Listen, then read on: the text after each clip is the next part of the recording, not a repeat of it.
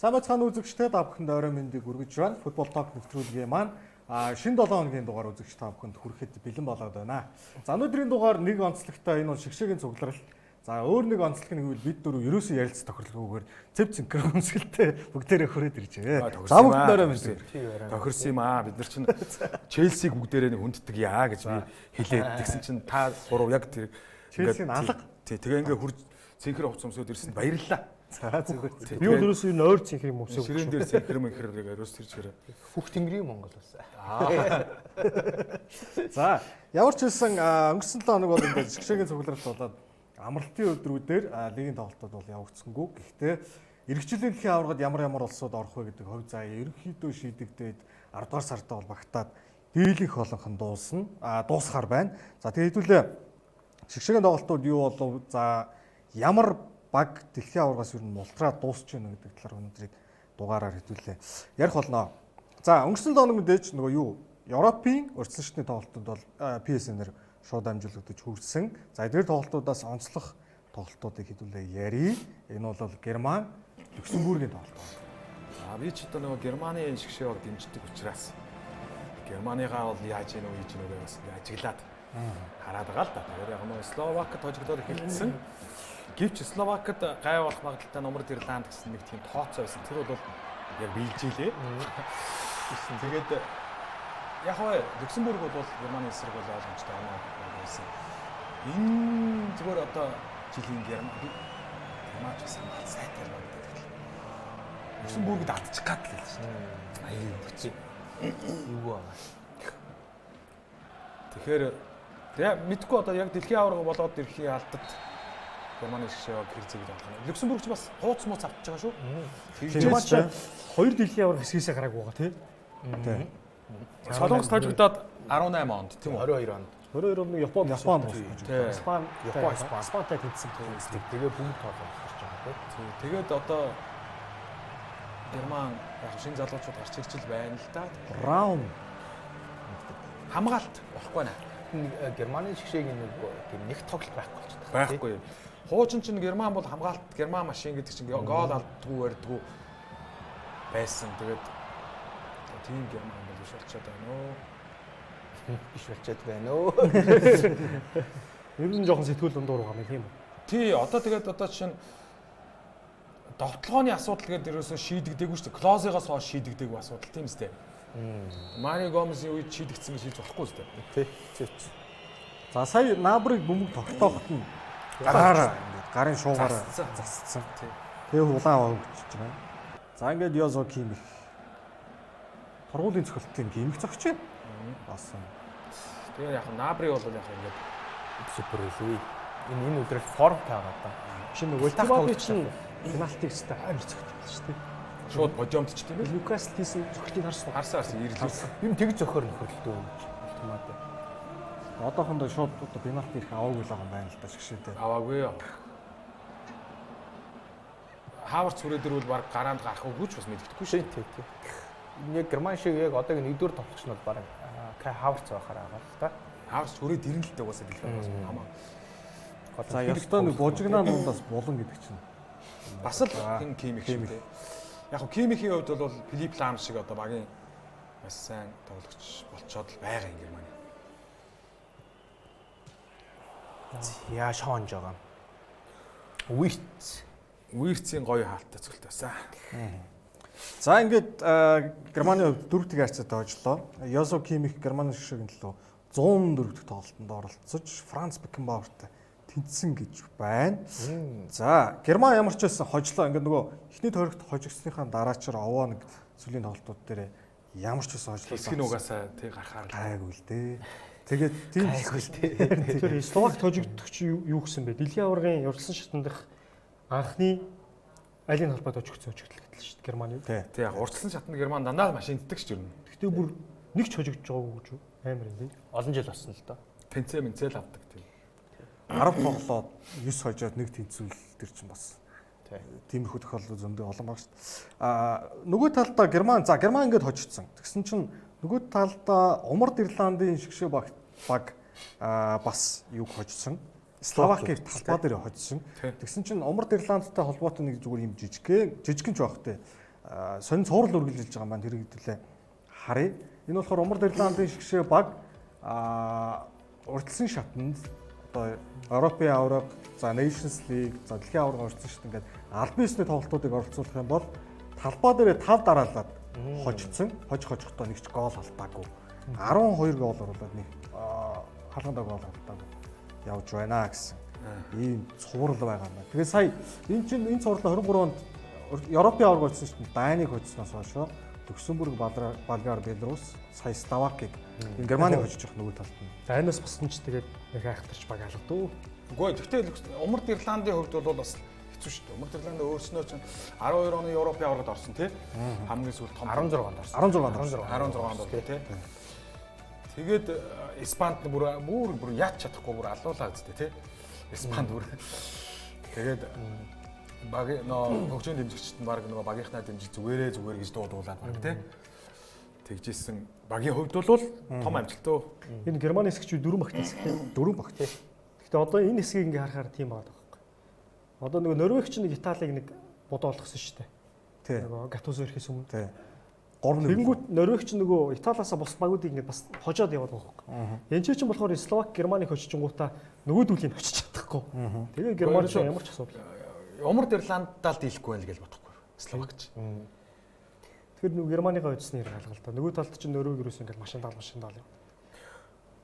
За ямар ч үсэн за Герман очсон. Манай Герман ч Норвегтэй нэг зоонд орсон бол мултарчих гээд байгаа зү. Биш тийм. Норвег Германыг хөжсөн бол тэгээ айгуул тэр чигээр явсаар байна. Явчих гээд байгаа байхгүй. Одоо Итали ч гэсэн тэгтээд шин. Юун дээр Германы шгшээ баг за хэдүүлээ хүснэгтэй харж. Тэгж жагаад Германыг талаар бас үргэлжлүүлээд яри. За өчигдөр шөнө болохоор Умард Ирланд Герман хоёр тоглоод саяны цуврал бол зогссон. Герман нэгдүгээр харцтай болсон. Хин хийсэн байлаа. За гол хийсэн юм яста харсан. Рам хийсэн байлуу. Бас хэцүү. Тэгээд за нөгөө талдаа Словак болохоор Люксембургийг 2-1-ээр хожсон. Валтамедаг гол нийсэн байлээ өчигдөр юм бол. Герман 9 оноотой, Словак 9 оноотой, Умард Ирланд 6, Люксембург оноо авалгүйгээр сүүлийн байранд бол бичигдэж байгаа. Герман одоо талбай дээр 11 сард Словактай тоглож таарах бах тийм үү? Тэгин. Тэрэн дээр юу тэгэл Словакийг хожоод гашлах асуудалгүй шүү дээ. Тэгээд одоо Умард Ирландын талбайд хийсэн тоглолт сая очиж байгаа шүү дээ Герман чинь тий. Тий. Умард Ирландтай өнгөрсөн шөнө бас унаа алдсан бол жоох юу юм тий. Тийм шүү дээ. Умард Ирланд сайн утсан билээ Германтай. Одоо Словакийг бол талбай дээр Герман хонин л да. Тийм айгүй бол 3-4 гол орж очих байх шүү дээ. За тэгээд ийм дараалалаар хэсгийн байдал бол үргэлжлээ явж байна. За Герман ордгоор орчих бах. За Словак бол сүүлд 10 онд орсон. Умард Ирланд болохоор 1986 онд хамгийн сүүлд дэлхийн аваргад орсноос хойш ерөөсөө ороогүй байгаа. За энэ хоёрын хооронд одоо тэгээ өрсөлдөөн бас Словак ч 10 онд нөгөө англи манглтай болоо тий. Тийм. Мексикт бол. Америк тэр чинь Словен Словен тийм үү.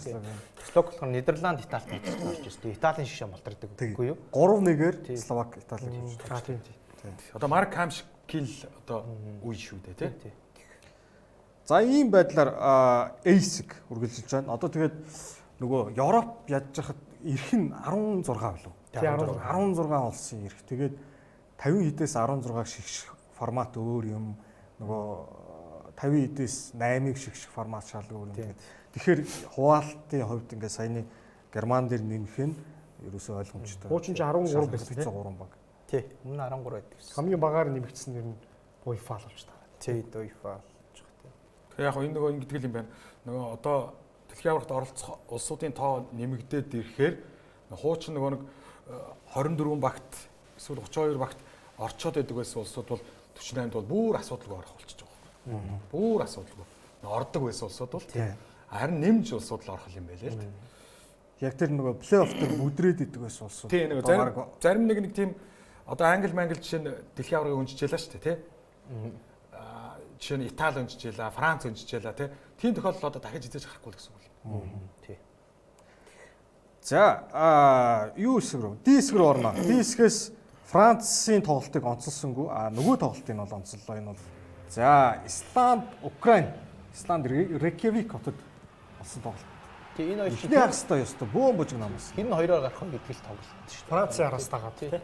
Францын араас бол хин гарах үед тоглолт гэсэн. Тэгээд Украинчууд За Шевченко. тоглосон Шиво. Ахлах уу? Шевченко ч холбооны ерөнхийлөгч. А тийм билүү. Ахлах нь Рибров байгаа юу? Рибровоор ажиллаж байгаа юм гэдэг шүү. За ингээд тооны харьцаа 1-1 болсон. Рибров дасгалжуулагч байгаа гэж. Тий. Шевченко болохоор арын алга. Болчихгүй шүү. Шива сүлд холбооны ерөнхийлөгч болцсон санагдаад бай. За чи Исландийн талбай дээр тий. Нөгөө 400 мянган үнэтэй Reykjavik хотын авшаа улсын 400 мянган үнэтэй үстэй. Тийш.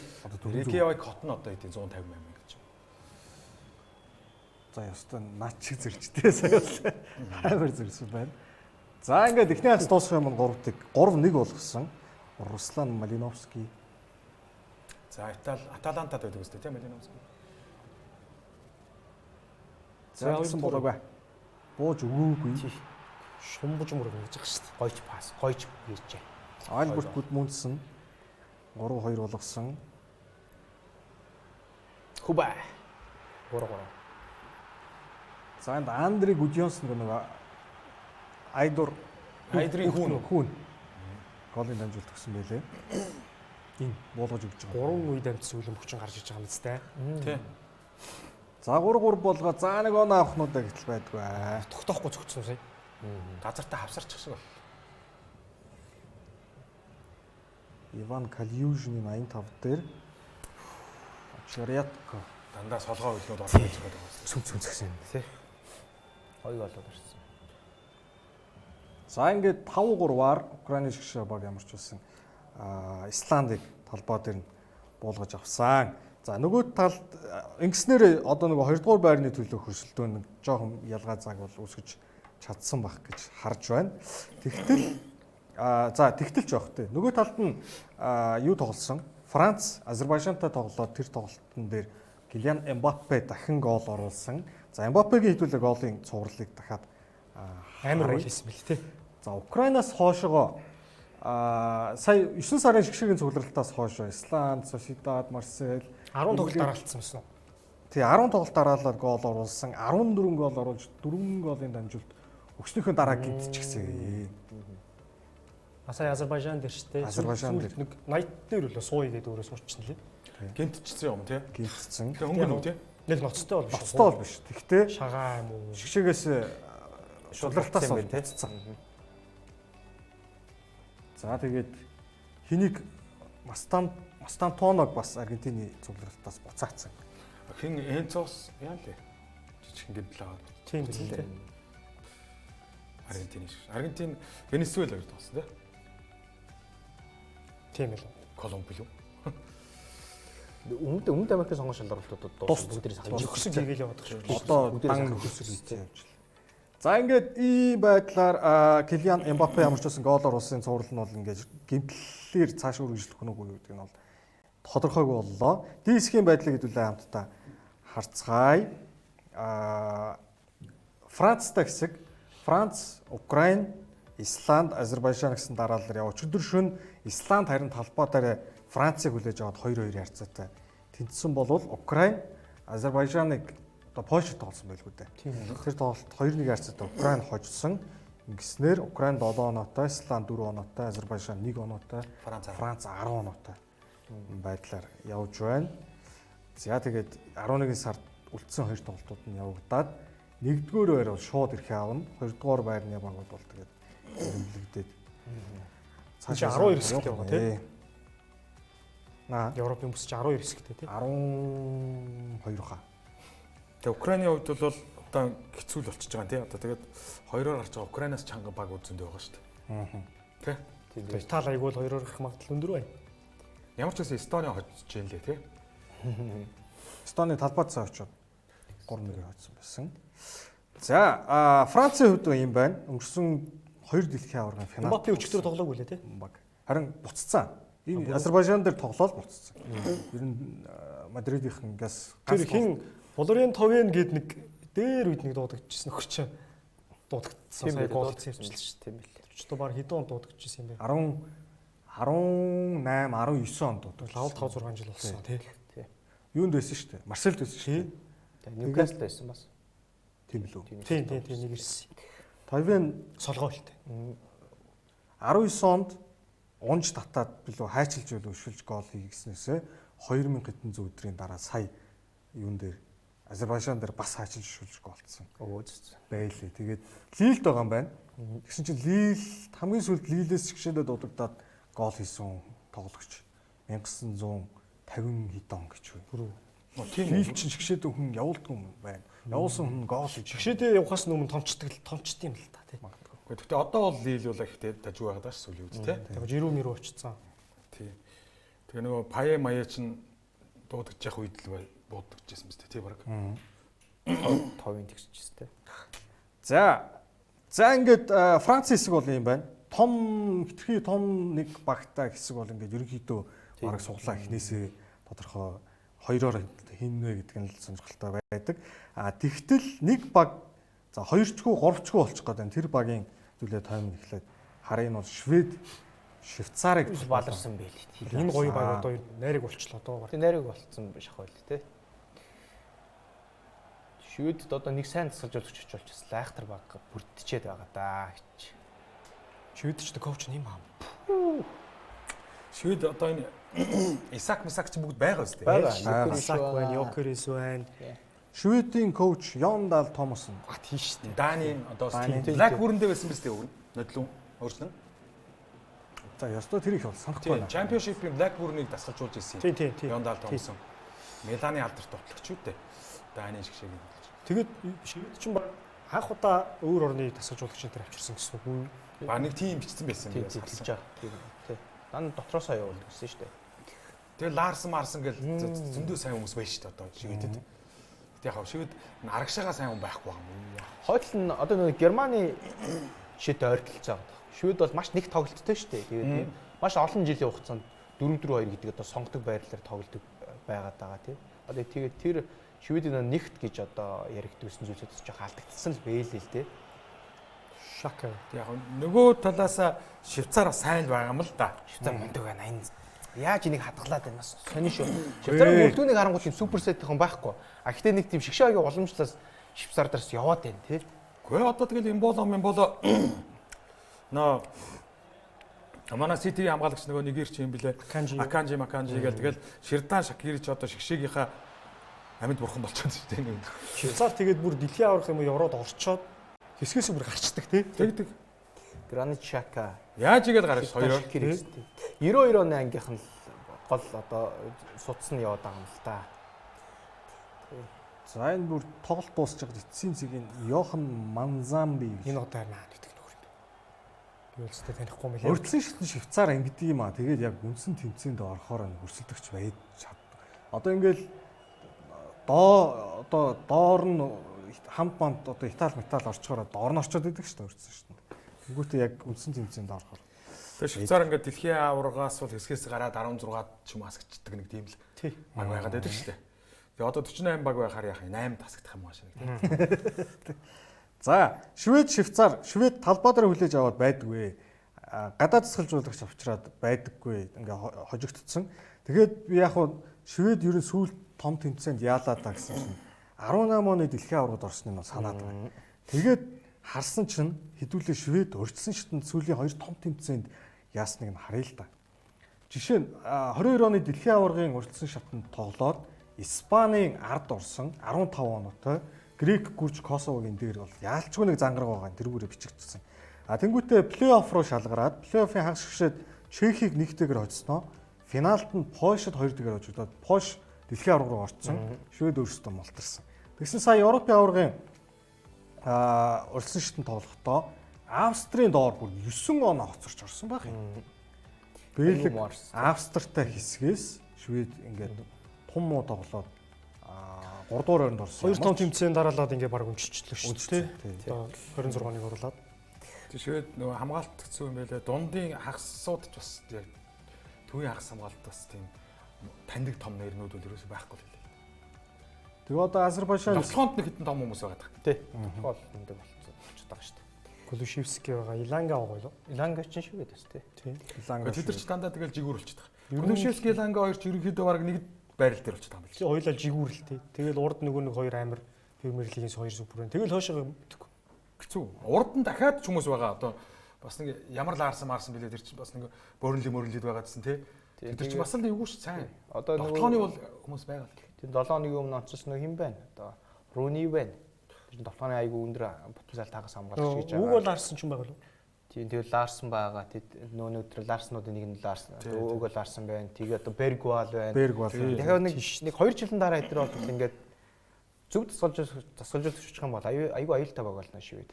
Гол нэг л болохгүй. Харин Төвийн хастар Брайтны Аяри бас шивэд юм биш. Аяри багийн ахлагч нь Линделов, хаалгач бол Робин Олсон үстэй.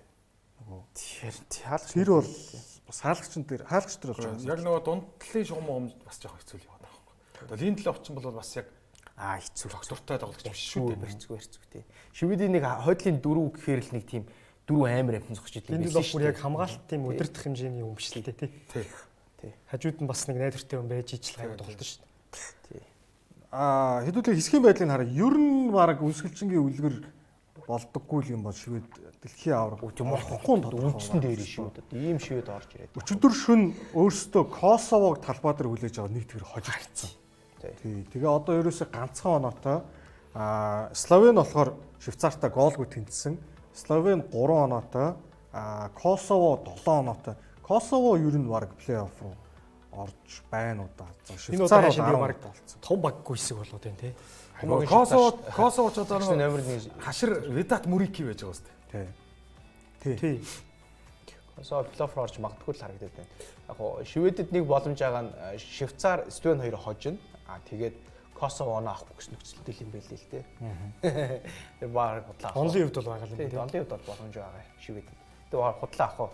Швейцарыг одоо сая талбай дээр хожигдж байгаа баг талбай дээр нь хожуул гэж тий. Хоёр талбай дээр хоёр дараалал очигдчихлоо шүү хэрэг тий.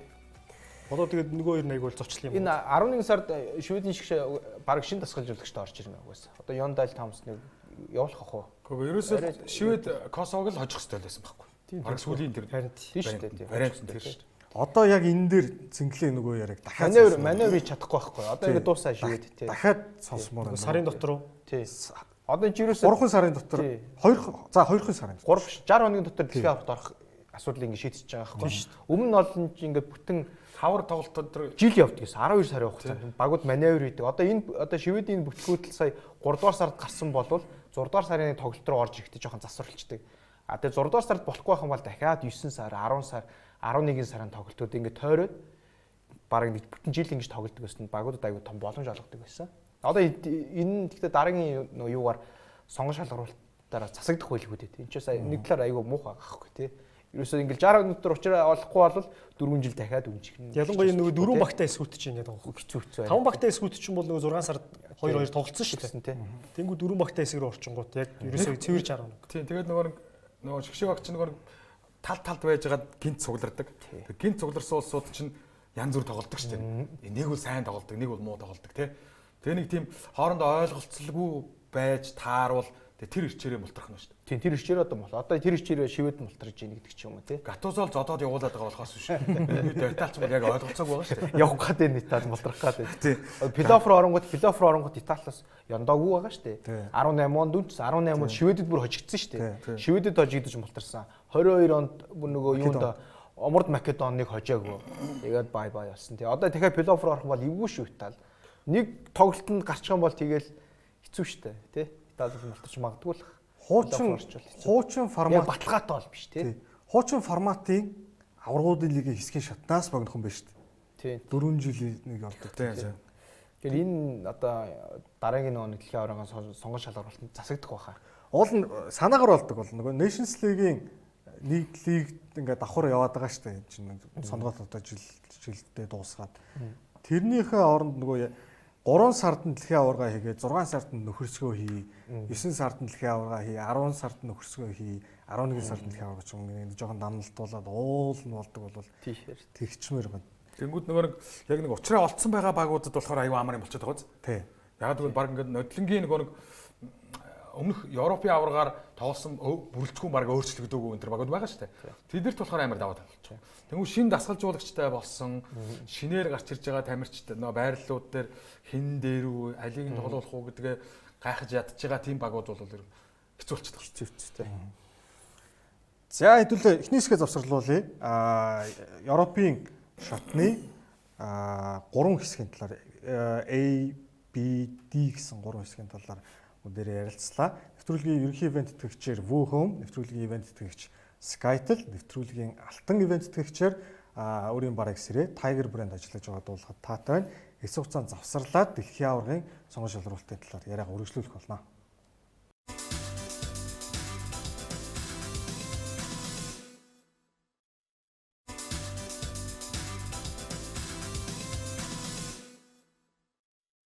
Нэвтрүүлэгт хамт үзэгчд маш их баярлалаа. 2 дугаар хэсэг маань эхэлж байна. За дэлхийн аваргуулсан шатны талаар ярьж байгаа Европын бүсээ үргэлжлүүлээд хэдүүлээ ярих болно. Энэ удаа нэг баг нөгөө бага нүдэж ганцхан голоор болсон тоглолтын таймыг харъя. За энэ бол Португал, Ирланд бүгд найрамдах Ирланд гэсэн. Хаста нүдсэн бэлээ те. За Ирландын шигшээ баг бол энэ сонгон шалгуулалтнаас тийм сайнгүй байгаа. Одоо Британий арлын бусад улсуудтайгаа харьцуулахад харьцангуй одоо тийм тааруу тоглолт үзүүлж байгаа. Португал бол угаасаа энэ сэхийг шууд ирэхээ авах нь баг ойлгомжтой шахуу. 4 багт эсэх шүү дээ тий. Нөгөө нэг баг нь бол Унгараа гол одоо гориглогч нь 2-оор гарах магадaltaй. За тэгэхэд Роберто Мартинес Энэ нэг адуу шиг юм байна. Супер. Яг энэ ирчээр дэлхийн аваргад орж ирэх юм бол Португалд асар том давуу тал болно.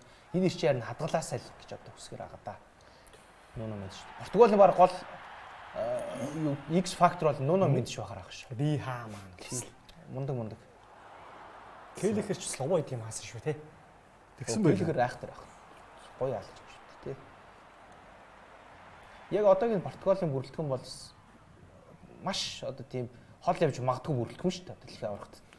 Испаниас байна, хамгаалалт байна тий. Испаниас Францаас зөрөх юм бол ер нь бас боломж хараг байж болохоор. За пенальт. Тэгээ Португалийн нэг хэдэн сайн хагасууд байгаа юм тий. Тэднийг алийг гаргаад алийг болиулах уу гэдэг айгүй хэцүү тий. За тоглолтын 75 дахь минутанд Криштиано Роналдо дургуулийн цохилтыг алдажээ. Келихэр хаад шүү айхтар их шүү нэрээ. Хүлээ үлдээчих юм л тий. Касиас нэг ингэж хаадаг хэвчтэй. Айхтар шүү дээ. Келихэр тэр. Өсөрж байгаа ирний хөлөөр хаачих тий. За ингээд тэггээр дуусгуу да гэж итэл за ийм юм болсон гэж. Эрдээр нүх нэгдэх юм бодсон. Гоё гисэн, гоё мөргсөн. Гоё. Дамжуулт бол үнэхээр супер. Хаалгач хүрхгүй, хамгаалагч хүрхгүй газар руу гаач. Тэр кав яаж чам. Тийм. Нарийн бас уур ухаан шүү дээ гэдэг шиг. Гоёч гол орсон доо. Яг одоо нэг Португалийн нэг яг нэг юм од тоглогчид нэг хахаад ирэхээрээ бас нэг муу тоглолтог тал байдгийг шүү. Тий. Одоо энэ 4 оны Португал бол үнэхээр бялхаж ирсэн шүү дээ нөгөө. Хэнийг гаргаад хэнийгээ суулгах юм гэдгийг мэдхээ бод. Энэ жилийнх одоо бас нэг жоохон тийм л болчихлоо. Гэхдээ харин тэгээд харсан чинь яг нөгөө нэг энэ Португалийн сүүлийн нэг 5 жил орчим нэлээд үн төвшөнгөө ахиулж гарч ирсэн. Тоглооны тоглогч нар харин ахиагүй юм шиг одоо харагдаад байгаа шүү дээ. Одоо ингээд Рафаэл Яа бол 2 үлрэлийн үнэхээр супер хийсэн шүү дээ тий. Одоо харин хайцсан Рафаэл Яа ч юм уу тий. Жо Феликс бол за 4 жил 5 жилийн өмнө бол хамгийн үнэтэй нөгөө нэг 20 нас өрөөгөө тоглож өгсөн шүү дээ. Тэсэн ч одоо хаана байгаа юм тий. Жо Феликс одоо арабд гаргаад тоглуулад ах юм. Одоо харин гараанд идэг гэдэргээ. Тэгэхээр яг нөгөө нэг юу гэдэг чи ингээд хагас хамгаалт нь гоё байдаг, хамгаалт нь гоё байдаг. Хаалгачнаас аятайхан шүү дээ. Тоглооны тэр олон тоглогч Кош та. Тоглооны яг тэр нэг уртлын сонголтууд дээр үнэхээр тийм одоо тийм класс гэх одоо английн тоглогч харин байна уугүй гэдэг юм асуулт гарч ирэх харагдаад л шүү дээ. Баахан залгуул класс биш юм. угаасаа нэг хүн тодорхой шүү дээ. Тэр бол тий. Бусдын ярьж байгаа. Одоо тэгээ одоо Бернардо Силва байж байгаа юм. Харин Бернардо Силва ихтэй 3 жилийн өмнөх Бернардо Силва мөн. Одоо сая жишээ нь ингээд шаагаад баруун жиг нөгөө Тринкао байгаа хөөхгүй тий. Тринкао ч Барсад нэг очоод болоогүй шүү дээ. Тэгсэн чинь одоо нөгөө Португалийнхаа лигт сайн байгаад байгаа. Тэгээ шгшээдээ ингээд бас сайн байгаад байгаа. Хамгийн гол ингээд Португалийн лигээс шгшээдээ байнга тоглолт гэдэг чинь бас хэцүү шүү дээ. Роберто Мартинесийн л одоо яг зөв сонголт ямар байх вэ гэдгээс дундын шугам бол ойлгомжтой. Гоё ягаа. Парис Сен-Жермэний тэр дундлыг тэр чигтэн тавихад л угаасаа асуудалгүй. Одоо хойтлаас их хамгийн сүүлийн үеийн шинэ мотор гэсэн үг тийм. Хойтл гоё. Тэ? Тэнгүүд тэр уртлын тэр олон одоо том нэрнүүд л байгаа байхгүй. Португал одоо яг энэ 25-26 оны үеэрэлт те Португал одоо тоглогчдоос яг нэг тэр тоглооны хагас хамгаалтын байрал дээр л үнэхээр нэг дараагийн түвшинд өөрийгөө одоо нэг ахиулсан тим тоглогч гарч ирэх хэрэгтэй санагдсан надад. Бруно Фернандеш тэгэл 5 жилийн өмнөх 2 жилийн өмнөхтэйг адилхан л шүү дээ. Түвшин бол тогтчиход шүү дээ. Бүр илүү нэг тийм нэг супер байгаад амирч нэг тийм гоцгоорох хэрэгтэй шүү дээ. Роналдо туслах хүн хэрэгтэй шүү дээ. Криштиано Роналдод яа ингэж шийдвэрлэх үед те ганцаараа мань хүн бүх тоглолтыг авч явж чадахгүй шүү дээ. Яг тэр үед нэг Часис нэг одоо Нуно Мендиш одоо X factor болох магадaltaй гэдэг нь шалтгаан юм аахгүй. Яг ингэ зарим үед ингэ тоглолтыг чирэх өөр тоглогч нар Португалд байна уу гэхээр нэг талаас бүгд нэг хэвэн байгаад байгаа байхгүй. Төвшин адилхан одоо Тринкао, Жоо Феликс, Рафаэл Яо төвшин адилхан.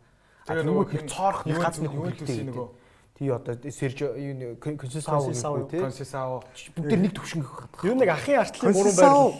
Би болохоор Консесаог бусдаасаа харин ёстой тааварчгүй тоглолттой залуу гэж боддог. X factor гэж болохоор байж потенциал нь бол байгаа. Гэхдээ арай жоохон болчихрол байгаа л да. Гэхдээ чадвал чадхаа. Тэр гол нь нөгөө нэг төвшөнгөө барих хэвээр. Төвшөнгөө барих хэвээр. Хамгийн төвшөнгөө барьж маюулаа байнга тарьж иж нөгөө нэг шийдвэрлэх мөч тоглолтыг өөрчилнө те. Яг тийм нэг тоглогч одоо ахад туслах яг нэг тийм цоорсон тоглооны тоглогч Португалд хэрэгтэй санагдаад байгаа. Тэрнээс бол яг түрүүний хэлдвэр гол бол яг л үндсэндээ хамгийн сүүлийн шинэ мотор, Формула 1 хамгийн сүүлийн технологийн мотор, артал нь бол хамгийн шинэ одоо дөрвөн дугуй тийм ээ. Хаалган дээр хаалган дээр бол хамгийн сайн одоо ингэ залуур гэдэг ч юм уу те. Ууртал яг нэг тийм хэрэгтэй. Яг нөгөө өмнө Роберто Мартинес өмнө нь яг Бельгийн шгшээг дасгалжуулж яхад Бельги яг тэгсэн байхгүй. Баг одуудтай. Баг одууд яг урталт. Аюу хэцүү. Хэнийг гаргах нь мэддэггүй. Нөгөө Лукаку гэж нь одоо заавал гарах ёстой ч юм шиг тий ойлголттой тий. Тэгээ бас тэгсэн шүү дээ яг уртлынхаа хагасууд. Тийм. Тэгээ 22 оны дэлхийн аврагч Назар, Эдназар одоо баахан юунууд тий. Де Бройн энэ чинь сэлгэнээс тоглоод сүүл рүүгээ бүр 22 онд чинь тэгээ үстэй. Ойлгомжгүй болсон байсан шүү дээ яг. Тэгээ нөгөө Лукаку нь урдсан шигтэн алгаад байдаг. Тэмцээнд орж ирэхээр 100% боломж аваад. Тэгээд бас яг нөгөө Лукакутай адилхан бас нэр хүндтэй тоглогч нар байгаад байсан шүү дээ. Тэд чинь тий. Бачвай чинь бас яг ийд гараад гарч ирж байсан тий. Бас ингээд болчмоор юм шиг тий ингээд толгой эргүүлсэн бүрэлдэхүүн байсан шүү дээ. Одоо энэ Португал бас яг тийм л байна. Саяны тоглолтын статистикийг хэдүүлээ хараад тэгээд ерөнхийдөө одоо ер нь бол Ирландтай ойролцоо төвчний багуудыг бол иймэрхүү л дүр зур харагдаж 30 цохоод 6 удаа хаалга онсон байна. Голын магадлал нь 311 хийх байснаас ердөө ганцыг хийсэн. 9 удаа болон зогссон. Сэргэлтээ Ирланд нэг яаж хайрын хаалгаар 2 зогсон юм. Би энэ статистикийг харин харж гайхажсэн. 20 зогсон байсан хаалгаар 24 удаа гадуурн зогсон байна гэдэг чи одоо ингэ тийм бас нэг сайн тийм гайхуулах үзүүлэлт биш л тийм шүү бас тийм. Тий. Тэр том хаалгыг оноогүй гэсэн үг шүү дээ. 24 удаа. Дураараа тоглосон байна гэсэн үг шүү дээ. Яг нөгөө бэлтгэл дээр туршиж үзчихсэн яг тэр комбинацаар хаалгаар зөхөөг байгаа байхгүй. Дураараа тоглодог ус аюу их байгаа харин Португалд. Гайгүй хөө. Португалд харин гайгүй. Манай Жо Феликс бол бас дураараа шүү дээ. Юун дээр нөгөө талдаа Келлихер. За Ирланд хэдий хожигдсан ч гэсэн хаалгачиг бол онцлохгүй байхааргүй. Хэдүүлээ хэдхэн дугаар өмнө Келлихер торгуулийн цохилтыг хааж исэн гэж. Фернандешийн торгуулийн цохилтыг хаасны дараа онцлсон бол сая Криштиано Роналдогийн торгуулийн цохилтыг хаалаа. Ингээд сүүлд нүүр тулсан цохилтуудаас ингээд энэ баг Бруно Фернандеш зүрхэнд орж байгаа хаа тий.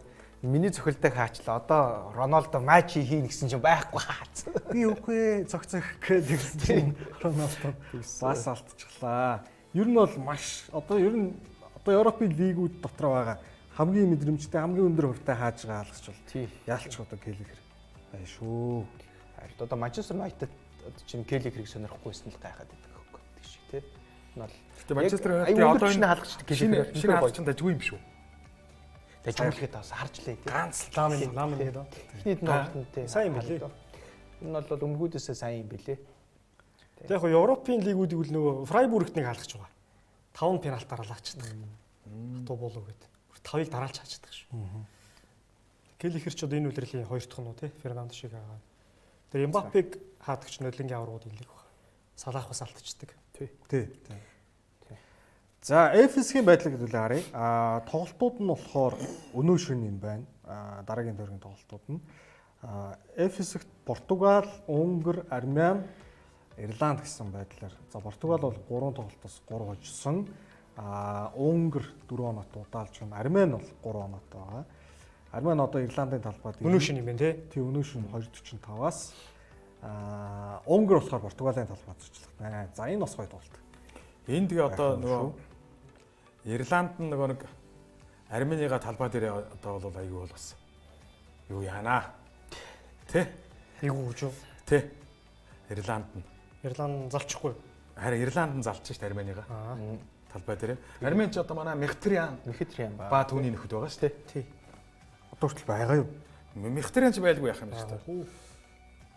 За ингээд ямар ч тач F-хэсэг бол ийм байдлаар байна. Португал бол ер нь одоо дараагийн тоглолтод очиж байгаа. Тэгээд тодорхой болоод гараад ирж байгаа юм байна гэж. За дараагийнх нь Таллин хот руу хамтдаа явцгаая. Энд Эстон, Италийн хариу тоглолт болсон. Өмнөх нь 5-1-ээр 45 минутанд 5 гол Италичууд. Нөгөө нэг завсарлагаанаар зодддаг. Тийм завсарлагаанаар алгадуулаад гарч ирээ 5 гэдэг. 2 гэдэг. Тий. Голтын хариу. Мойскин үү?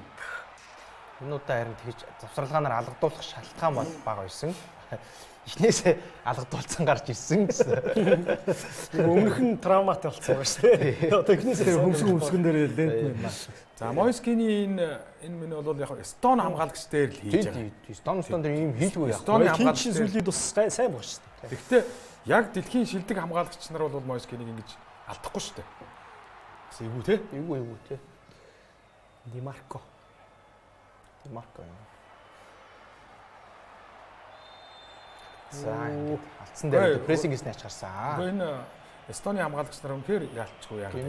Битиги гэж. Одоо энэ юуны одоо Европын аваргын сонгон шалгаруулалтанд плей-офф хийсэн шүү дээ Польш. Тэгэл юу яатсан шүү дээ. Эстоныг 5 тэгдээл Левандовски хедрик хийгээл. Тэгэл тэр авир одоо нөө жигэн нөө. Энэ хүн чи одоо баг гэргээл гараад ирсэн. Цогсон болго алдсан юм шиг л шүү дээ. Алдчихж байгаа. Хааланд алдчихж байгаа. Битиги ингэ алдчихж байгаа. Итали бол тэгэл зогсохгүй товтлосоор агаал 2-1 болгосон. Эд үеийн Италийн одоо нөгөө аимшигтай мундаг нөгөө Роберто Бажа Мажо нөгөө 2000-ад оны Делперо энтрийн үед бол Эстонд гол хийж баяр хийдэгчгүй байсан. Тэгж яах те. Кристиан Вери, Инзаги, Делперо баяр хийхгүй. Голоо оруулчаал тэгэл талбараа зүгээр за тэгэл алах нь нэр. Бөмбөгөө орой барах. Одооны энэ Италичууд чи Эстонд хийчихэл баярлал гүйлдээд байна. За 3-1. Спозито. Энэ харин хаанд толдог залуу. Мэдгүй. Энэ нөгөө нэг энэ ах トゥ 3 Esposito-гийн нэг нь штэ. Ах トゥ 3 Esposito байгаа. Франческо Пио Esposito. Тий, тэгээ энэ баг Интер Миланд гурлаа Интер Миланд данстай. Тэгээ энэ харин хаа Интертэй шүү зээлэр аваад. Тий, хаана яагаа лээ дээ. Зураг бүгдээрээ зээлэр явж байгаа. За энд нэг аим алд гарсан. Нэрвэхэд дарна гэх шиг байна тий. Донорома нэрвэхэд дарсан. Манчестер Сити гин одоо хаалгачаар. Мэн чаяа нэг ингэнэ байгаа. Нэрвэхэд дарсан. Тэр тогтургул яг нэг төвчний тоглолтоо үзүүлдэггүй л үнэ л дээ. Тэрнээс материал байгаад байдаг. Тий. Одоо нөгөө Бярвано байна, тий? Туруу байна, гагцгүй бодлоолог гэдэг шиг. Тий. Хаяа бас нэг хичээд. Та яагаад л өнөдөр Италиг бүр. Гүй.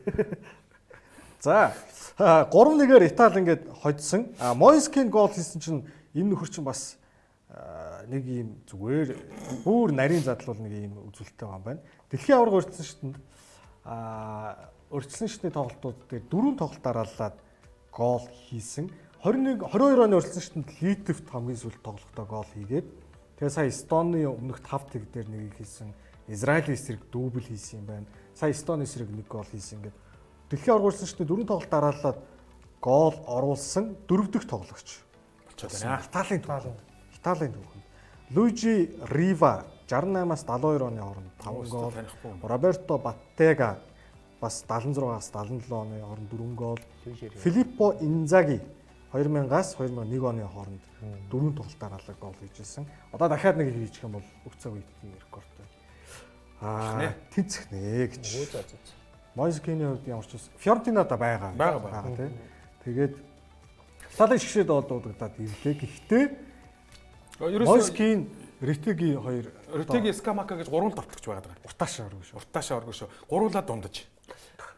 Одоо сая нэг гол гэдэг Эспозито бас айгүй потенциалтай тоглогч байгаа. Ах トゥ Эспозитонууд уг нь бол нэлээд потенциалтай гэж харж байгаа. Ах トゥ Инзаги нар шиг гэж ер нь бол хараад байгаа. Гэхдээ одоо яг хүссэн хэмжээнд хүрэх нь үгүй гэдгийг тэгэл явандаа мэддэгдэх байх л та. Одоо юу яа нөгөө яг нөгөө том тэмцээн болоод дэлхийн авраг болоод ирэхээр эсвэл одоо нөгөө одоо Итали 2-оор гаргахлаар нөгөө нэмэлт тоглолт молт руу орно шүү дээ. Яг тэн дээр одоо хэн ирэх вэ гэдэг л асуудал. Яг зөв. Манай энэ гуравчин бол яг том баг дээр очивол тэгэл гацсан шүү дээ. Жохон маргаантай шүү дээ. Хэцүү тийм. Энэ 2-оор гарсан багууд чинь бас 2 хожиж можиж ийж. Миний бодлоор бол баг Ретегийн дээр юм ууч гэж баг л. Ретеги явууч бас хийгээл юм. Тоглолт болгонд л хийгээд байгаа шүү. Мэдхгүй гэхдээ хэцүү. Скамака ч нэг гацуул гацсан байх. Тий, нэг байхгүй болч тээ.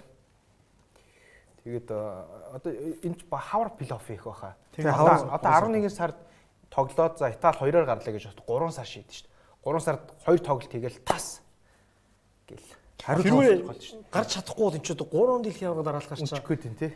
Бүр Италийн түүхэн өстөө нэг хар үе гэдэг шиг юм болохгүй тийм тий. Яг бүр аль биесээр Италийн хөлбөмбөр унтсан гэдэг ингээд зөвшөөрөх тийм одоо юм болчиход байна гэсэн үг шүү дээ. 3 дэлхийн авраг мөчтэй байх та яг. Ядаж Герман бол хэсэг ороод байгаа шүү дээ. Ороод хэсээсээ гарахгүй байгаа болохоос гэдэг шиг тийм ээ. Итали бүр орохгүй нэгдэж мөр амар муу зүйлт. Гэхдээ яг ингээд Италийн одоо ингээд үеийн үед л Итали нөгөө төвийн хагас хамгаалтанда мундаг тоглогч нартай байсан шүү дээ. Үеийн үед тийм үстэй. Гэхдээ одоо яг нөгөө Италийн төвийн хагас байгаа одоо Тоналиг дэлхийн хэмжээний гэж ярих уу? Тэ? Хамгийн төгснөл Тоноол нь шүү дээ. Яг хөө хин тийм Барелла байна. Хажууд нь яг тийм Локотели за өөр хин. Локотели бол яг үүргээ гүйцэтгэж байгаа гэж үзэж болно. Нөгөө хоёрын одоо дэлхийн хэмжээний гэхүү гайл ингэхэл аюу хэцүү. Одоо жишээ нь зүүн жигүүр дээр Закани аханд гарна гэж гарах л баг. Гэхдээ Закани бас дэлхийн хэмжээний мөн үү гэл тийм. Хэцүү л байгаад байгаа ер нь. Харин хамгаалт одоо Димарко бол дэлхийн хэмжээний гэж ярьж болох байхаа. Тий. Нөгөө талд Норвегийн шигшээ тоглосон. Норвег бол энэ урдсан шитийг бол гоолоор хэдэн ч гол бүртгүүлж байгаа юм. Өстой борхон бүүмэд. Ямар ч байсан Итали Норвег хоёр хэрвээ хоорондоо оноо тэнцлээ гэхэд Норвег бол ягаад ч голын зүрх бариад. Хоорондын тоглолт харахад 3 төрөд нухацсан шүү дээ. Норвег тий аль хавар 100 тий. Тэр бол Норвег тайгүй том боломж байгаа. 6 сард. Сая Норвег Израилийг 5-1-ээр хожсон. Энэ тоглолтын дээр Эрлинг Хооланд пенальт алдсан хэрнээ хэтрик хийсэн. За хэдүүлээ Эрлинг Хооланд ингэснээр шгшээ багтаа 51 голтой болж байгаа юм байна. Энэ намар гэхдээ арай дэндүү байна энэ Хооланд. Тий. Сая шгшээдээ 50 голын босго давсан одоо бүх цаг үе биш шүү. Яг эдгээр тоглогч нар хэдэн тоглолтод 50 голын босго давсан байдгийг харсан чинь Хоолнд 46 тоглолтод 50 гол шгшээ. Энэ урд нь нөгөө хин л байгаа агуу давтлагч нар Герд Мюллер, Ференц Пушкаш эдгээр л энэ Хоолндоос арай бага тоглолтод 50 голд хүрсэн. Энэ дээр болохоор юуг нь л олсон юм байл. Онцсон байл л да. 21-р зууны арай бидний мэдэх.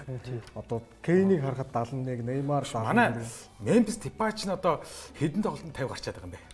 Memphis Depay 100 гаруй тоглолт. 100 баг байгаагүй. 100 гаруй. 50 биш хаа. 70 үгүй. Гүг сая 53 50 гол яасан. 53-ыг хийгээд нөгөө Нидерландын бүх цагийн мөрөн болцсон хийж байгаа чинь тэгээ явж байгаа. Тэгээ 100 хэдэн тоглолт 50-ыг хийдэг байхгүй. Энд тэгсэн чинь тэгээд 40 тоглолт 50-ыг хийгээдсэн. Амар энэ. Тэгээ ялангуяа энэ намар бол бүр хэдийгч хийчихвэ. Тэр юун дээр очиод Молдовд очиод 5-ыг хийлээсээ Израильд 3-ыг хийлээ. Сая Италид өмнө нь 2-ыг хийсэн санагдаад байна. Тэгээд Боловсролд 12 тоглолтод 21 гол гэж байгаа юм тийм. Энэ өрчсөн шатанд 12 гэж харсан шүү. Тий.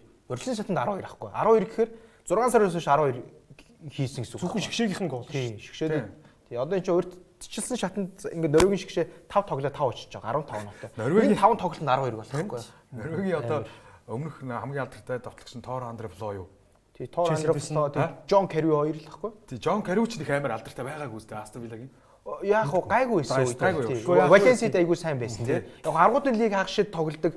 Аргуудын лигийн финалд үлддэг багийн гараанд тоглогч байсан шүү дээ. Жон Карви тий. Тэр бол яг дайж байгаа. Гэхдээ юу Тур Андре Флог бол ягаад ч гүцэхгүй байх та. Бол одоо 98 оны тэр дэлхийн аврагт ороход нь байж байгаа давтлагч л доо. Мундаг. Тэгэл ер нь бараг л энэ араас нь харж байгаа. 98 оноос хойш дэлхийн авраг байхгүй. Ер нь 2000 оны Европын аврагаар Норвег ороод тэрнээс хойш том тэмцээн ерөөсөө байхгүй. Тэгээд одоо шууд дэлхийн аврагт орж ирэх гэж байна тий. Сая бол ингээд багийн ахлагчийн Одигор нь байхгүй. Өвдөөний гэмтэлтэй учраас бол Хойдог орчин бүр 11 сар дуусал гэж. Тийм тэгээд нөгөө Одигоор байхгүй яах нь гэжсэн чи харин юу Израилийг одоо хүссэн хүн тоогоор л хожиж шиг шүү дээ. Мундаг байна. Норвег. Тасгалжуулагч нь Шведийн шгшээг өмнө өдөржижсэн бас айгуу сайн тасгалжуулагч байгаа.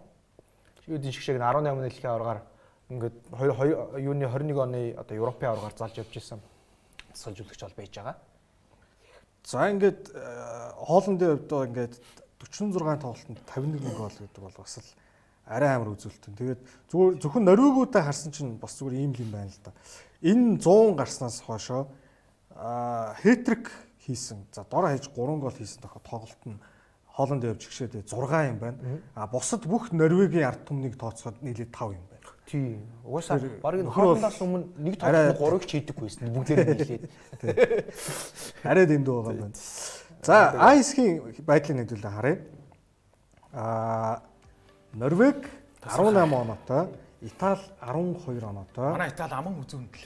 Аман үзүүнд явж байна. Та яг өнөөш нь хожижуул Бри зөрүүг нь харахгүй 26 гэж яст. Харин тийм. Итали 7-той. Норвег өнөөш нь хожчиход Норвег өнөөш нь баг. Өнөөш нь 11 сарын тоглолтонд хожчиход. За эсвэл Итали өнөөш нь Израилийг хожихгүй бол тэгэл эвгүүтэх гэж шүү дээ. Өөрсдөө бас араас нь Тодорхой болно л тоо. Израиль хэрвээ Италиг хожих юм бол энэ хоёр ч бас хоорондоо оноо тэнцэж байна. Одоо Норвег бол 11 сарны Итали Молдова хоёртойгоо тоглоно шүү дээ. Молдовагаа бол тэгтээ энэ чинь бөмбөгний зөрүү гэж юм харна үстэй. тийм хоорондын тоглолтоос. Тэнцвүүд хоорондын тоглолт. Тийм хоорондын тоглолтоор эхний тоглолтод 3 тэгэр Норвег хожиж. Чир Итали бас яг би нөгөө Италига Израильтайгаа л харьцуулаад хараад байна л да. Норвегт бол бүр Норвегийг бол би хасчаад байна шүү дээ. Хассан юм уу? За ойлголоо. Одоо энэ хоёр чинь Израильд хожигдвол Итали ч оноо тэнцэх гэдэг байгаа байхгүй юу? Тийм шүү дээ. Тэгэхээр яах вэ гэдэг. Энэ өмнөх тоглолт нь бодлоотой 5-4 тоглолт шүү дээ. Тий. Өө шороошоолон гол ордог. Тэгээ одоо энэ тоглолтод Израиль очих бол нэр эвгүй шүү. Арай эвгүй болчих гэдэг. Эвгүй. Гэтэ яг бөмбөгний зөрүү нэмэх л байгаа даа л да манай. Тий. Өнөөш нь бол хожиж байлгүй тий. Өнөөс Арайч тий. Хожигдохгүй ядаж тэнцээ дуусгах байлгүй Итали тий. Тэнцээч юу нь бол хэцүү шүү. Тэнцэхэд бол Израилаас бол сайг авчиж байгаа байхгүй аюулгүй болчих гэсэн үг шүү дээ. Тий. Гэтэ одоо Италид арайч та Израилийг хожихгүй яа энэ талбай дээр одоо Израилийг хожихгүй бол тэгээд Итали дэлхийн аврагт ороод ч хэрэггүй. Тэр тийш өнгийгөт Тий. Тэрний оронд жигнэсээ одоо өөр баг орсон дэр тий. Гэхдээ одоо нэг хоёроор гарсан багууд гэл нэг Украинтай л үзэх гээд шүү дээ. Тий яарна. Бас эвгүй шүү. Яг цагаад л дийлэхгүй шүү. Одоо Украин байна. Хоёроор юу гарч ирнэ. Словен гарч ирвэл бас нэлээд чангаан Италиг бол. Чангаан. Тий. Яг адилхан хамгаалдаг гараад ирэх юм бол Итали одоо сүүлийн хоёр дэлхийн аварга одоо нэг плей-офф гарах бол нухчаад байгаа байхгүй. Швед бол яс хамгаалж байгаа Италиг тууцсан шүү дээ. Македон бол бас яс хамгаалж байгаа Италиг туугаа. Тэгээд Ирланд гэж багууд гарч ирэх гээл шүү дээ. Эвгүй. За Европын бусад хэсгүүдийг харнаа. Бусад хэсгүүдийг CEG гэдэг хараагүй хэсгүүдээ хэдүүл. За Дан, Шотланд хоёрын асуудал шийдэгдэг байгаа юм шүү дээ. Энэ хоёр харин сүүлийн үед сүүлийн одоо 11 сард л энэ хоёр шийдэгдэнэ. 11 сар шийдэгдэнэ. За тэгээд Испани, Турк, за Испани ч ерөнхийдөө ойлгомжтой тий. За хоёроор Турк жишээ нь харна. Турк гүрж хоёр аль нэг нь гарнаа. Тэг гүрж талбай дээр Туркийг нухчуулаас үзээтэй хийж магадгүй шүү.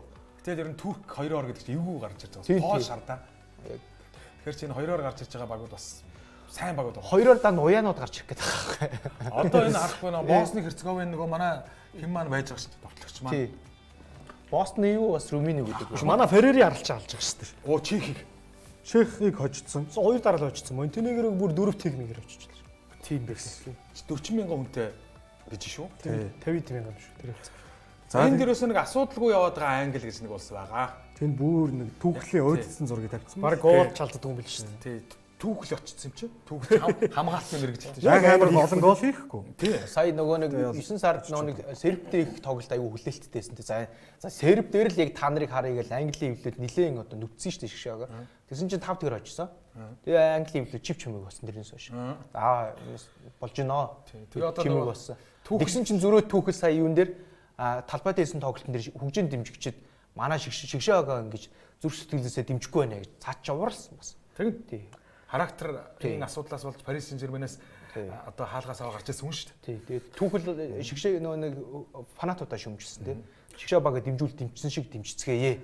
Англи сая юутай тоглосон юм бэ? Нөхөрсөг хийсэн үү? Үгүй энэ Нөхөрсөг Уэлстэй нөхөрсөг хийсэн. тий. Тэгсэн чинь Уэлсэл дуулаад байдаг. Англичууд нь тэнд баг пивоогоо чипс идэв. Яг нөгөө яг англи нөгөө эхний 25 минутанд 3 хийсэн юм л да. Тэгээ 3 тэгэр тоглолт. Сүүлийн 75 минут тэргээд ялангуяа тэр тоглолтын тэр 80 маяас хоошоо бол баг ингээд худалч хүнд бол ялаа нисэж байгаа дуу чимээ сонсогдсон тий. Бөмбөгний түгтгүүдийг дамжуулалтаа сонсогдож ирсэн эдэргээд юмнууд байгаад байгаа байхгүй. Тэгээд энэ чинь ийм чимээгүй орчин чигшаагийг дэмжинэ гэж юу гэдэм бэ гэж одоо шүмжилсэн байлээ тий. Тэгээ бас яг нөгөө түүхэлч яг нэг хамгаалт гол алддаггүй. Ер нь хамгаалтын системийг гэхдээ өмнөх тасгалжуулагч хамгаалтын бас яг тийм болгоцсон байсан шүү тий. Тий одоо юуны суурийг тавьсан байсан. Яг Саутгейтийн гол гавь бол ерөөсөн Англиг яг түрүүний таны хэлдэг нөгөө Герман шиг тий Шведийн тэр нэг тоглолтоо болгоцсон байхгүй. Хэрв арахтаа гол алдахгүй Английн шигшээ болгоцсон байсан.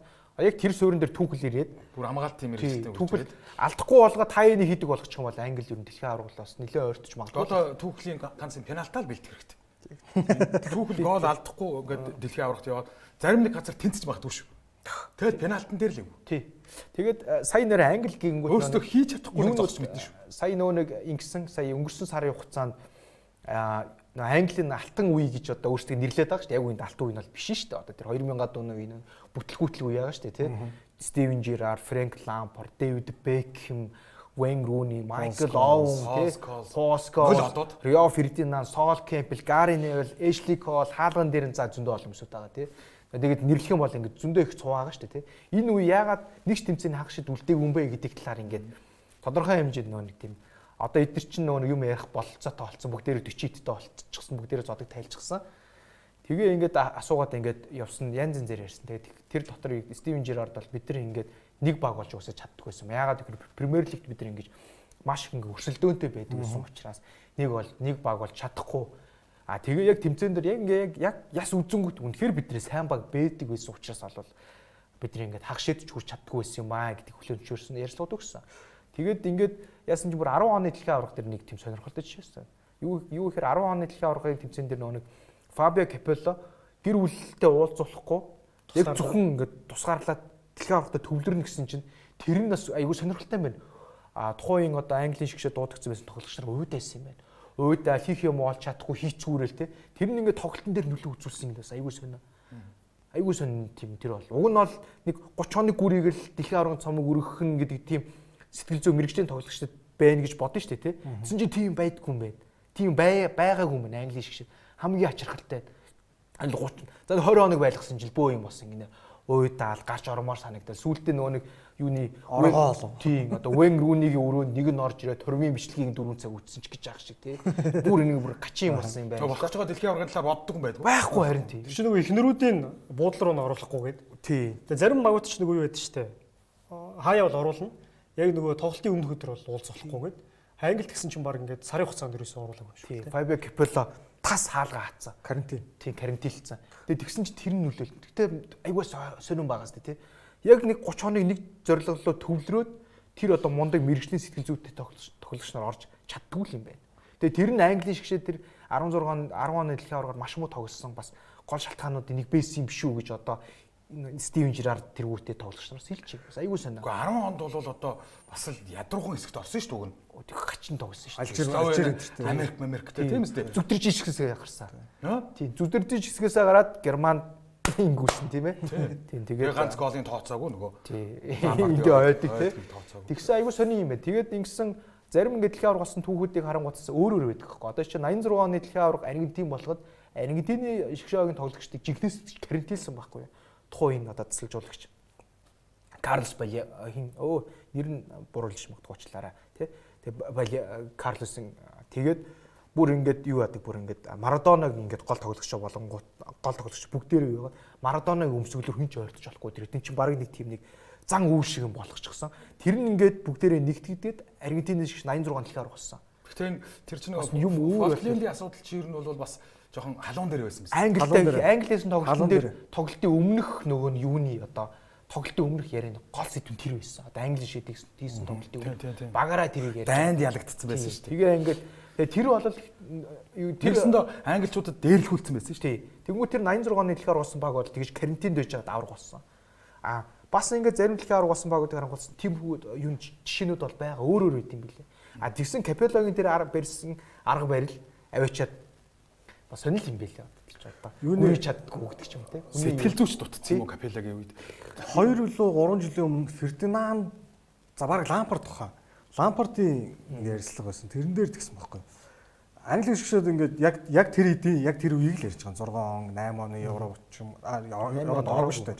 10 оны дэлхийн аварга. Тэр үеэр тэнгүүд яагаад таад ингээд энэ бол нэг баг болж ингээд яг ийм зангидсан гар шиг байж чаддаг юм бэ гэсэн чинь бид ингээд өглөө босоод өдрийн цагаа уухаараа Ливерпулийнхэн тэр ширээнд Манчестер Юнайтедын энэ ширээнд тэнгүүтээ одоо юуныхан Челсигийнхэн энэ ширээнд ч гэдэг юм уу те.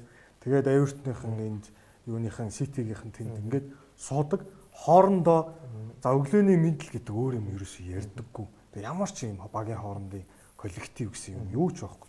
Тэгэл нөгөө гарааны бүрэлдэхүүн 11 тоглогчийг тасалжуулах сонгол за тэр нь гарна гээл гарахаараа хоорондоо юу ч яриаггүй бэлтгэл дээр нэг бөмбөг хоорондоо дамжуулсан тоглогч нар тэг ямар нэгэн тийм нэг гэсэн ч юм уу. За бүр дэгстүүлж ярихад их орно гэсэн тийм сэтгэл байхгүй тоглогч нараас ерөөсөө ямар ч тийм хүлэх. Бид нэ бүгдээрээ клубүүдтэй үнэхээр чадвартай авьяастай бүх юм нь байдаг. Яг шигшээ болоод ирэнгүүт бүгд яг ийм нэг юм нэгдвэл дутагддаг гэсэн. Фракц бүгд ингээд тус тустай. Фракц үүссэн. Стивен Жерардын нэг бас нэг тэр үеийн нэг ярилцлага байд юм аа.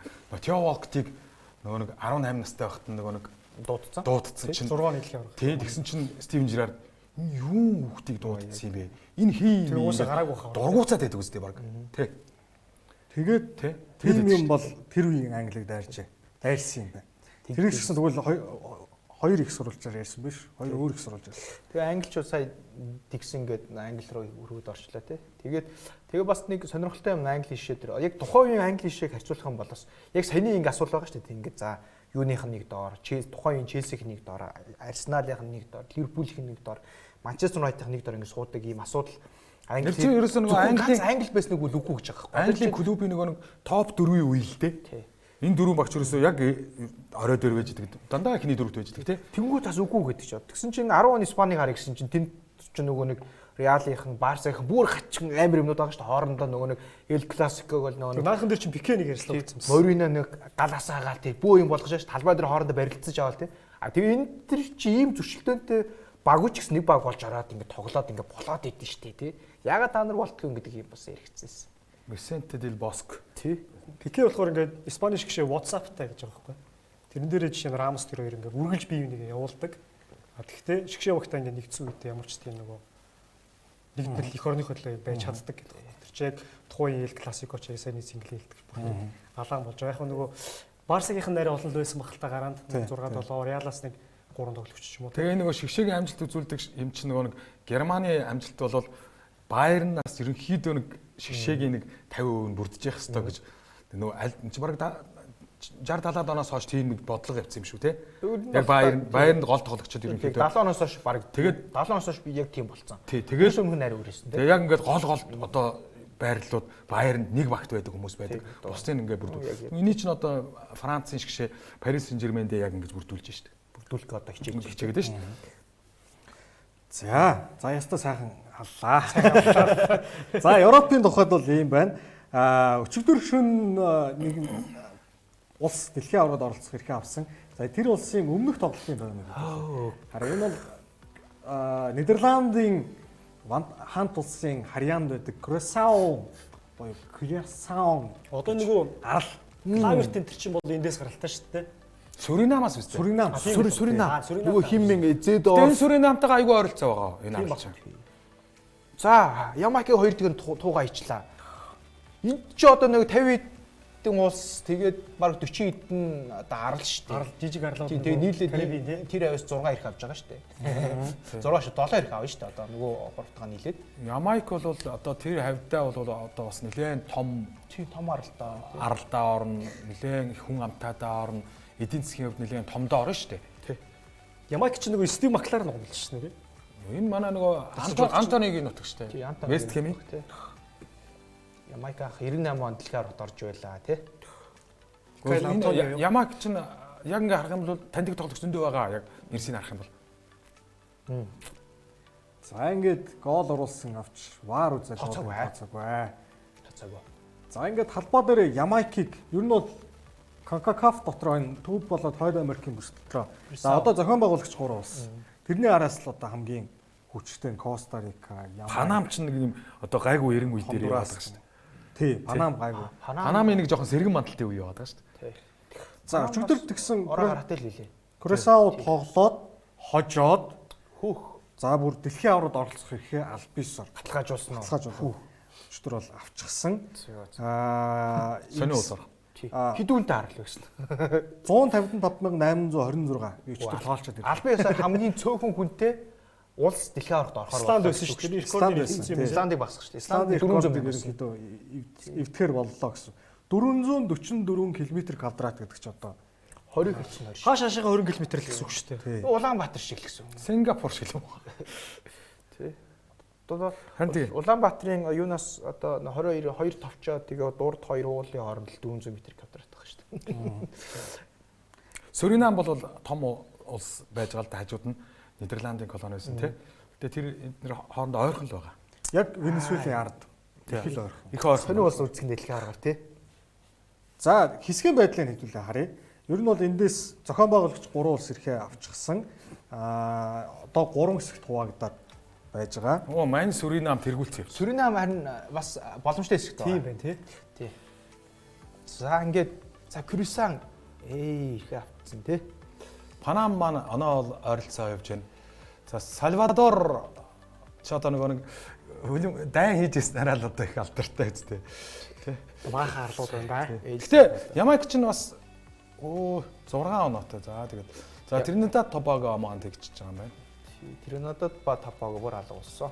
За хардаа энэ Хондурас, Коста Рика, Никарагуа 3. Уг нь бол уруулаад дэлхийн аваргын утаа өндөрлж исэн 3. Хардаа гурлаа хайтигэнд оролцсон юм чинь. Тий, харин тийм бил.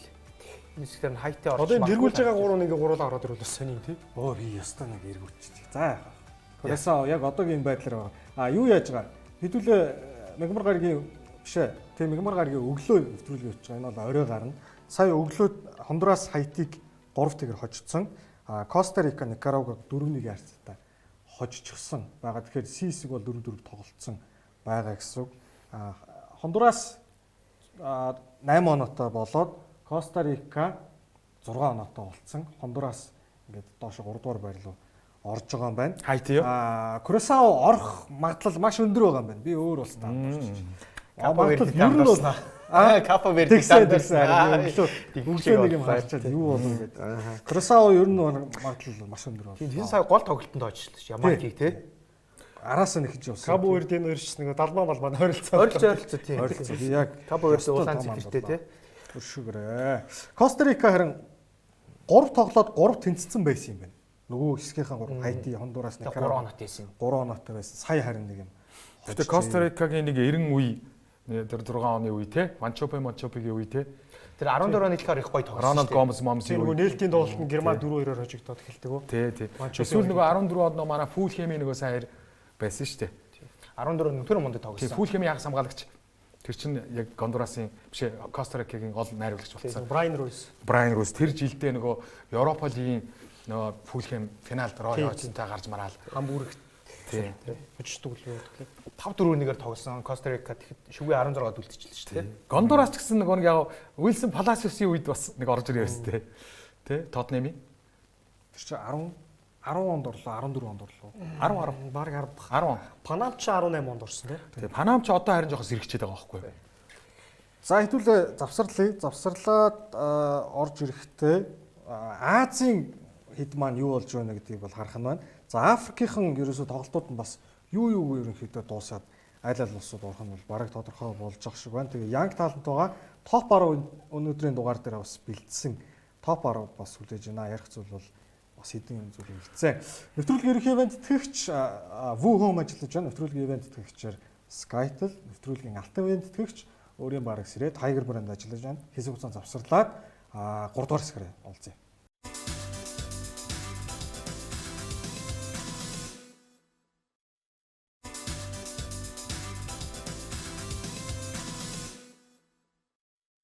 Нэвтрүүлэгтээ хамтдаа үзэгчдээ маш их баярлалаа. 3 дугаар буюу сүүлийн хэсэг маань эхэлж байна. За, дэлхийн аварга өрсөлдсөний тоглолтууд Азийн бүсэд ерөнхийдөө дуусч байна.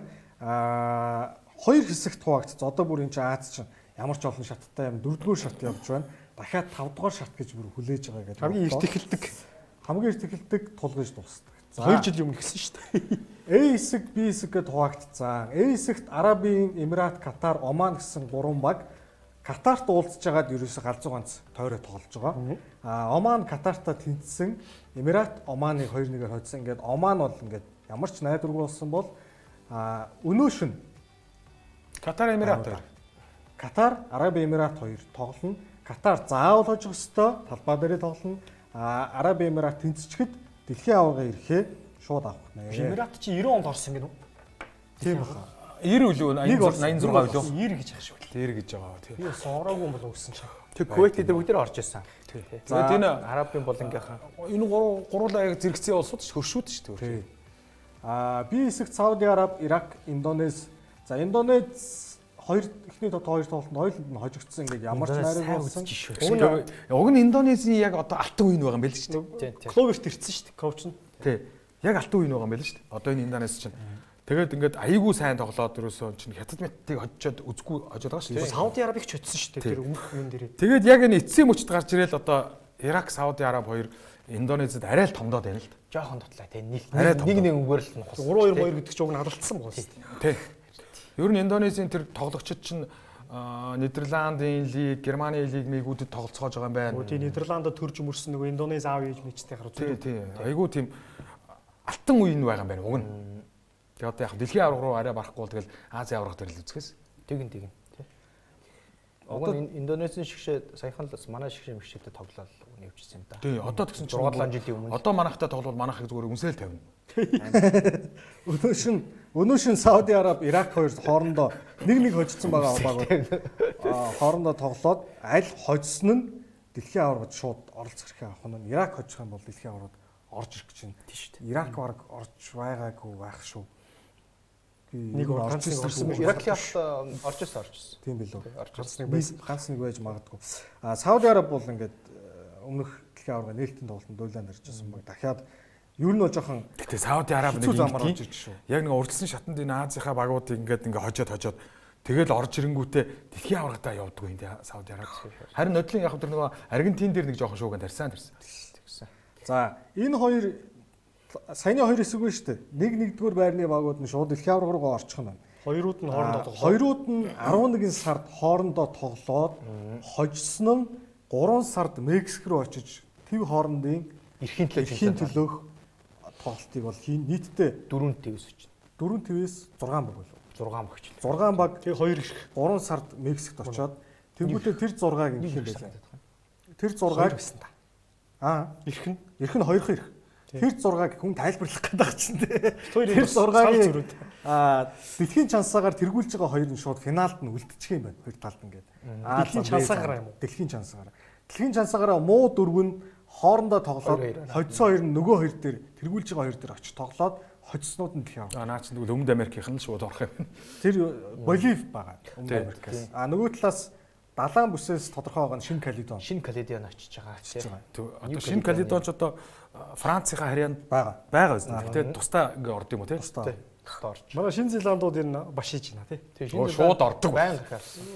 Австрал бол ихтэй ирэх авцсан шүү дээ тий. Тэгсэн баха. Австрал ч Азиас шууд ордог.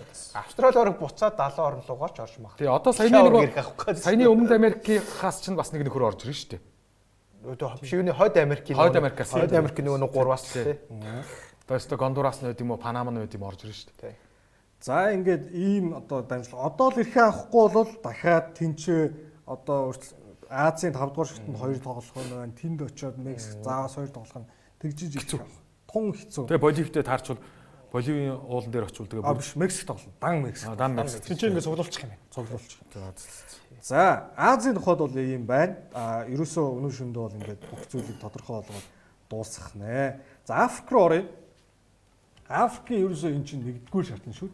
9 хэсэг байгаа тий. 9 хэсэг байгаагаас ABC гэдэг эхний 3-ыг харъя. Өчигдөр шөнө Того, Лесото хожоод Лесотод Того өмнөд Судантай тэнцээд ер нь бол нэг тийм ялгаа бол үүссэнгүй. За арчилсан Конг харин хэсгээ тэргүүлжсэн Сенегалийн ард орчлоо.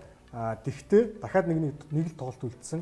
Тэрэндээ Сенегалыг оноо алдаа сайл гэж залбирх юм. Хэсгээ нэгдүгээр шууд орох гэдэг юм уу тий? Нэгдүгээр байрны багууд шууд орно. Хоёрдугаар байрны багуудыг бас 9 хэсгээс шилдэг 4-ийг нь 2 дугаар шат руу авч үлдэх юм байна. Тэгээ нэг нь л ирэх авах юм. Энэ Буркина Фасо ч харин тэр хэсэг нь яасан хөөрхөн Сьерра Леон, Гвиней Бисау, Жибути гэдэг бүр айгүй жижиг улсууд тэгээд дайнтай байгаа Этиоп энэ төр ороод ирчихсэн тийм. За C хэсэгт болохоор Лесото өчигдөр шөнө Лесото хожсон, Зимбабвег хожигдсон. За тэгэнгүүтээ за Бенин, Өмнөд Африк ямар ч байсан плей-офф руу байранд байна. Нэгэр нөгөө супер бүрэгдүүд маань харин тэндээсээ бүр ямар ч алгадсан юм болж тий. мултрах гад бай. Гэтэ нэгэрд одоо боломж байгаа юм байна. Өмнөд Африкийн оронд орох ядаж. Тий. Гэхдээ бас 2-оор гарлаа гэд бас хасагдаад байна зарим нь. Тий нөө оноо цөөхөн бол байхгүй мал таа. Тий. Тий. Ардсан Конго бол одоо орчихоор юм байгаа шүү дээ одоо тий. Тийм үстэй. 2-оор гарсан 9 багаас 5-нд бүр шууд хасагдж байгаа хөөхгүй. Тий. Ардсан Конго ч одоо баг Францаар ярьдаг дэлхийн хамгийн том улс уу? Францаасаа их хүнтэй юу? Аваа талаа юм ярьж байгаа хэ тий. Тий. Нөгөө Мисагийн хүн биз дээ. Тий одоо нөгөө хамгийн том хуучин Заир байхгүй. Заир. Бельгийн колони лөө. Тэгсэн тий. Бас нэг Африкийн тэмцээнд дөрвөлцөө ядэр чинь. За дараагийн 3 хэсгийг харъя. Дараагийн 3 хэсэгт их сонирхолтой. За D хэсэгт Кабо Верде өчигдөр шөнө хожоод 23 оноотой хэсгийн тоглолтууд бүгд дуусчихсан. 23 оноотой дэлхийн аваргын эрхээ авлаа. Камерун хожигдсон. Камерун 2 дугаар ойронд орлоо. Камерун тэнцсэн байна. Тэгээд нөгөө нооны зүрх нь холдчихжээ. Тий, холдоод 4 оноо. Камерунд одоо ер нь сайн одоо од тоглогч юм байна. Андре Онана шүү дээ. Андре Онана гэдэг нэг мундаг хаалгач юм. За Балеба байгаа юм уу тий? Урдуур чи хин юм байла. Нөгөө Хуучин цагт бол одоо Камерун бол үнэхээр супер одоо Африкийн нэр төр байлаа шүү дээ. Имбумо чи юу лээ? Номхоршгүй аслангууд ирнэ. Имбумо Камерун биш үү хаа? Сенегал үү? Камерун санаад. Камерун шүү дээ. Камерун уу? Тийм Камерун байна. За, E хэсэгт Марокко эрхээ бол авчихсан. За Марокко бол одоо баг шүүгийн 8 руу гэж яригдаад Унаа алдаг байгаа шүү дээ.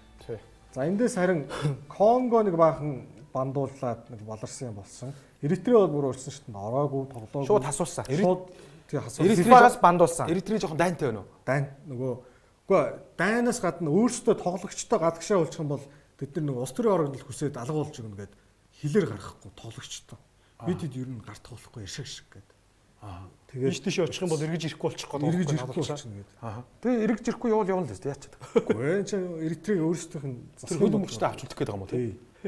За Котивар тэнд 23 оноотой, Габон 22 оноотой удаалж байна. За энэ хоёрыг хэн нэгээ үүсгэх нь байна?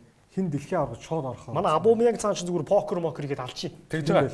Тэгснэ удаавчна. Котиварт одоо хин байна? Тэгээ дургбаа бол байхгүй. Байхгүй. Калууч байхгүй. Котиварт одоо хин Дэжгүй бүртлүүнс аваа бүртлүүн. Усман Диоманде энэ төр чинь Тийш дээ. Котиварын Нөгөө Сангарэ гэж нөхөр байгаа. Тий. Түг яхс тэр. Тий. Тэгэл одоо нөгөө нэг хин саармаар байгаа шүү дээ. Коти өөр юугүй Оо Маланг саармаар уу? нөгөө Одоо Парлсын Исмайла саар уу? андуурж ин тий Сенегал тий. Тэр чарай Сенегал шуха. Тий. За Коти өрн бүрэлдэхүүн юу байлээ? Сайн байна уу? Тий сайн байлаа. Тэр Одоо тэр нөгөө нөгөө- Отара эдэр чинь бол юу шүү дээ Коти өөр шүү дээ. Данго юу? Данго юу? Тий.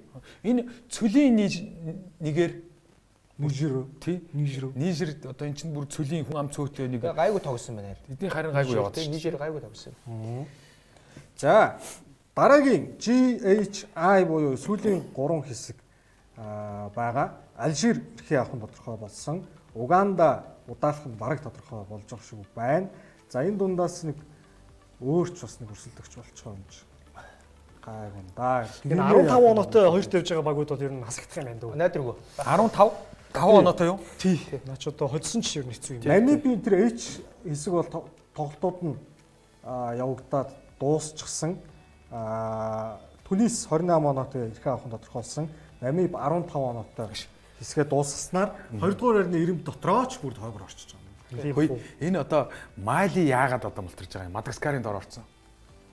Мадагаскар харин их гайгүй орсон шүү. Малид одоо нөгөө манад байсан Сейду Кейта байсан одоо ер нь таньдаг юм тийм. Нөгөө Дортмундын давтагч юм лээ. Комори арлаад айгу мундаг Граси болсон юу? байсан. 15. Гираси ч Мали юм шүү. Тал оноо. Комали ч одоо хуучин канутай манутыг нутаг үстэй. Тий.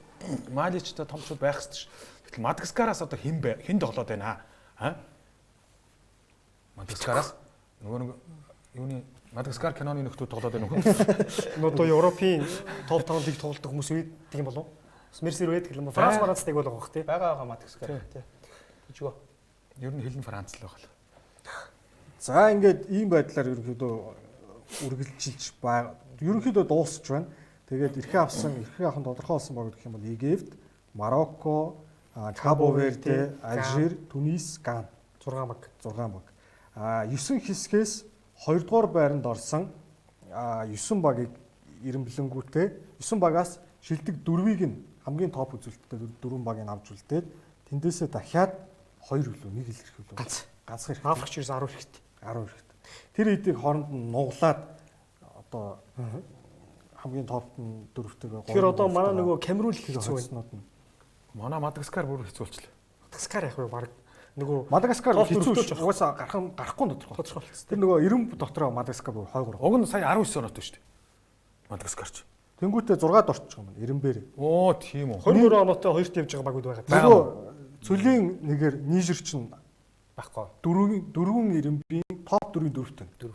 Оо цөлийн Нижер чинь хэн тоглоод байна одоо. Габон тэр имбиг тэргүүлж Габон 22 оноотой 2 тайсан тий.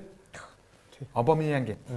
За ийм байдлаар үргэлжилж байна. Кабо Верде болохоор Кабо Верде 593 мянган хүн амтай 4033 км квадрат нутагтай ийм арал. За юунаас бол том юм байна. Серэлянаас. Биш ээ.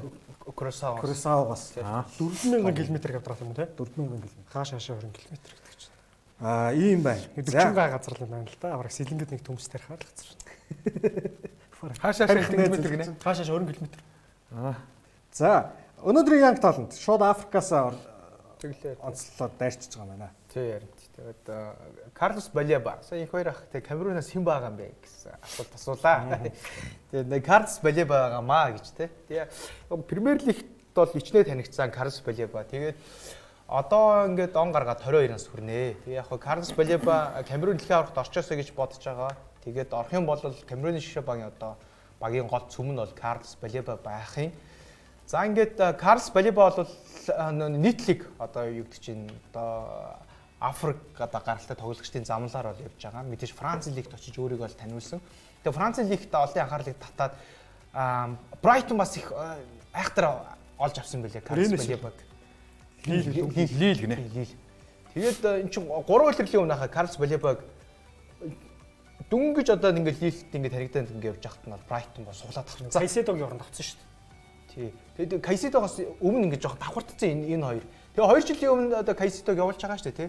Кайседог яагаад тэгж итгэлтэй явуулсан юм бэ гэхээр одоо гол шалтгаан нь бол Карлос Балеба бол байгаа даа. Тэгээд Карлос Балеба бол гол давуу талуудыг яг ингээд зүгээр цөөхөн үгээр товчлоод ингээд илэрхийлэхэд ерөөсөө ингээд Карлос Балебаг төвийн хагас хамгаалтын шугамд бүх зүйлийг хийдэг сонгодог хагас хамгаалагч шилээд одоо хуучнаар бол юу гэдэг чи одоо хин ч гэдэг тий Рой Кин ч юм уу тий Кларанс Зедорф ч юм уу ийм төрлийн хагас хамгаалагч шилээд авдаг Эдгар Дэвидс ч юм уу тий Нидерландын одоо домог яг ийм төрлийн хагас хамгаалагч талбай төвийн хагас хамгаалтанд одоо хүн бол дасгалжуулагч болгоныг хүсдэг тоглогч бол Карлос Балеба гэж одоо нэрлэж байгаа юм байна.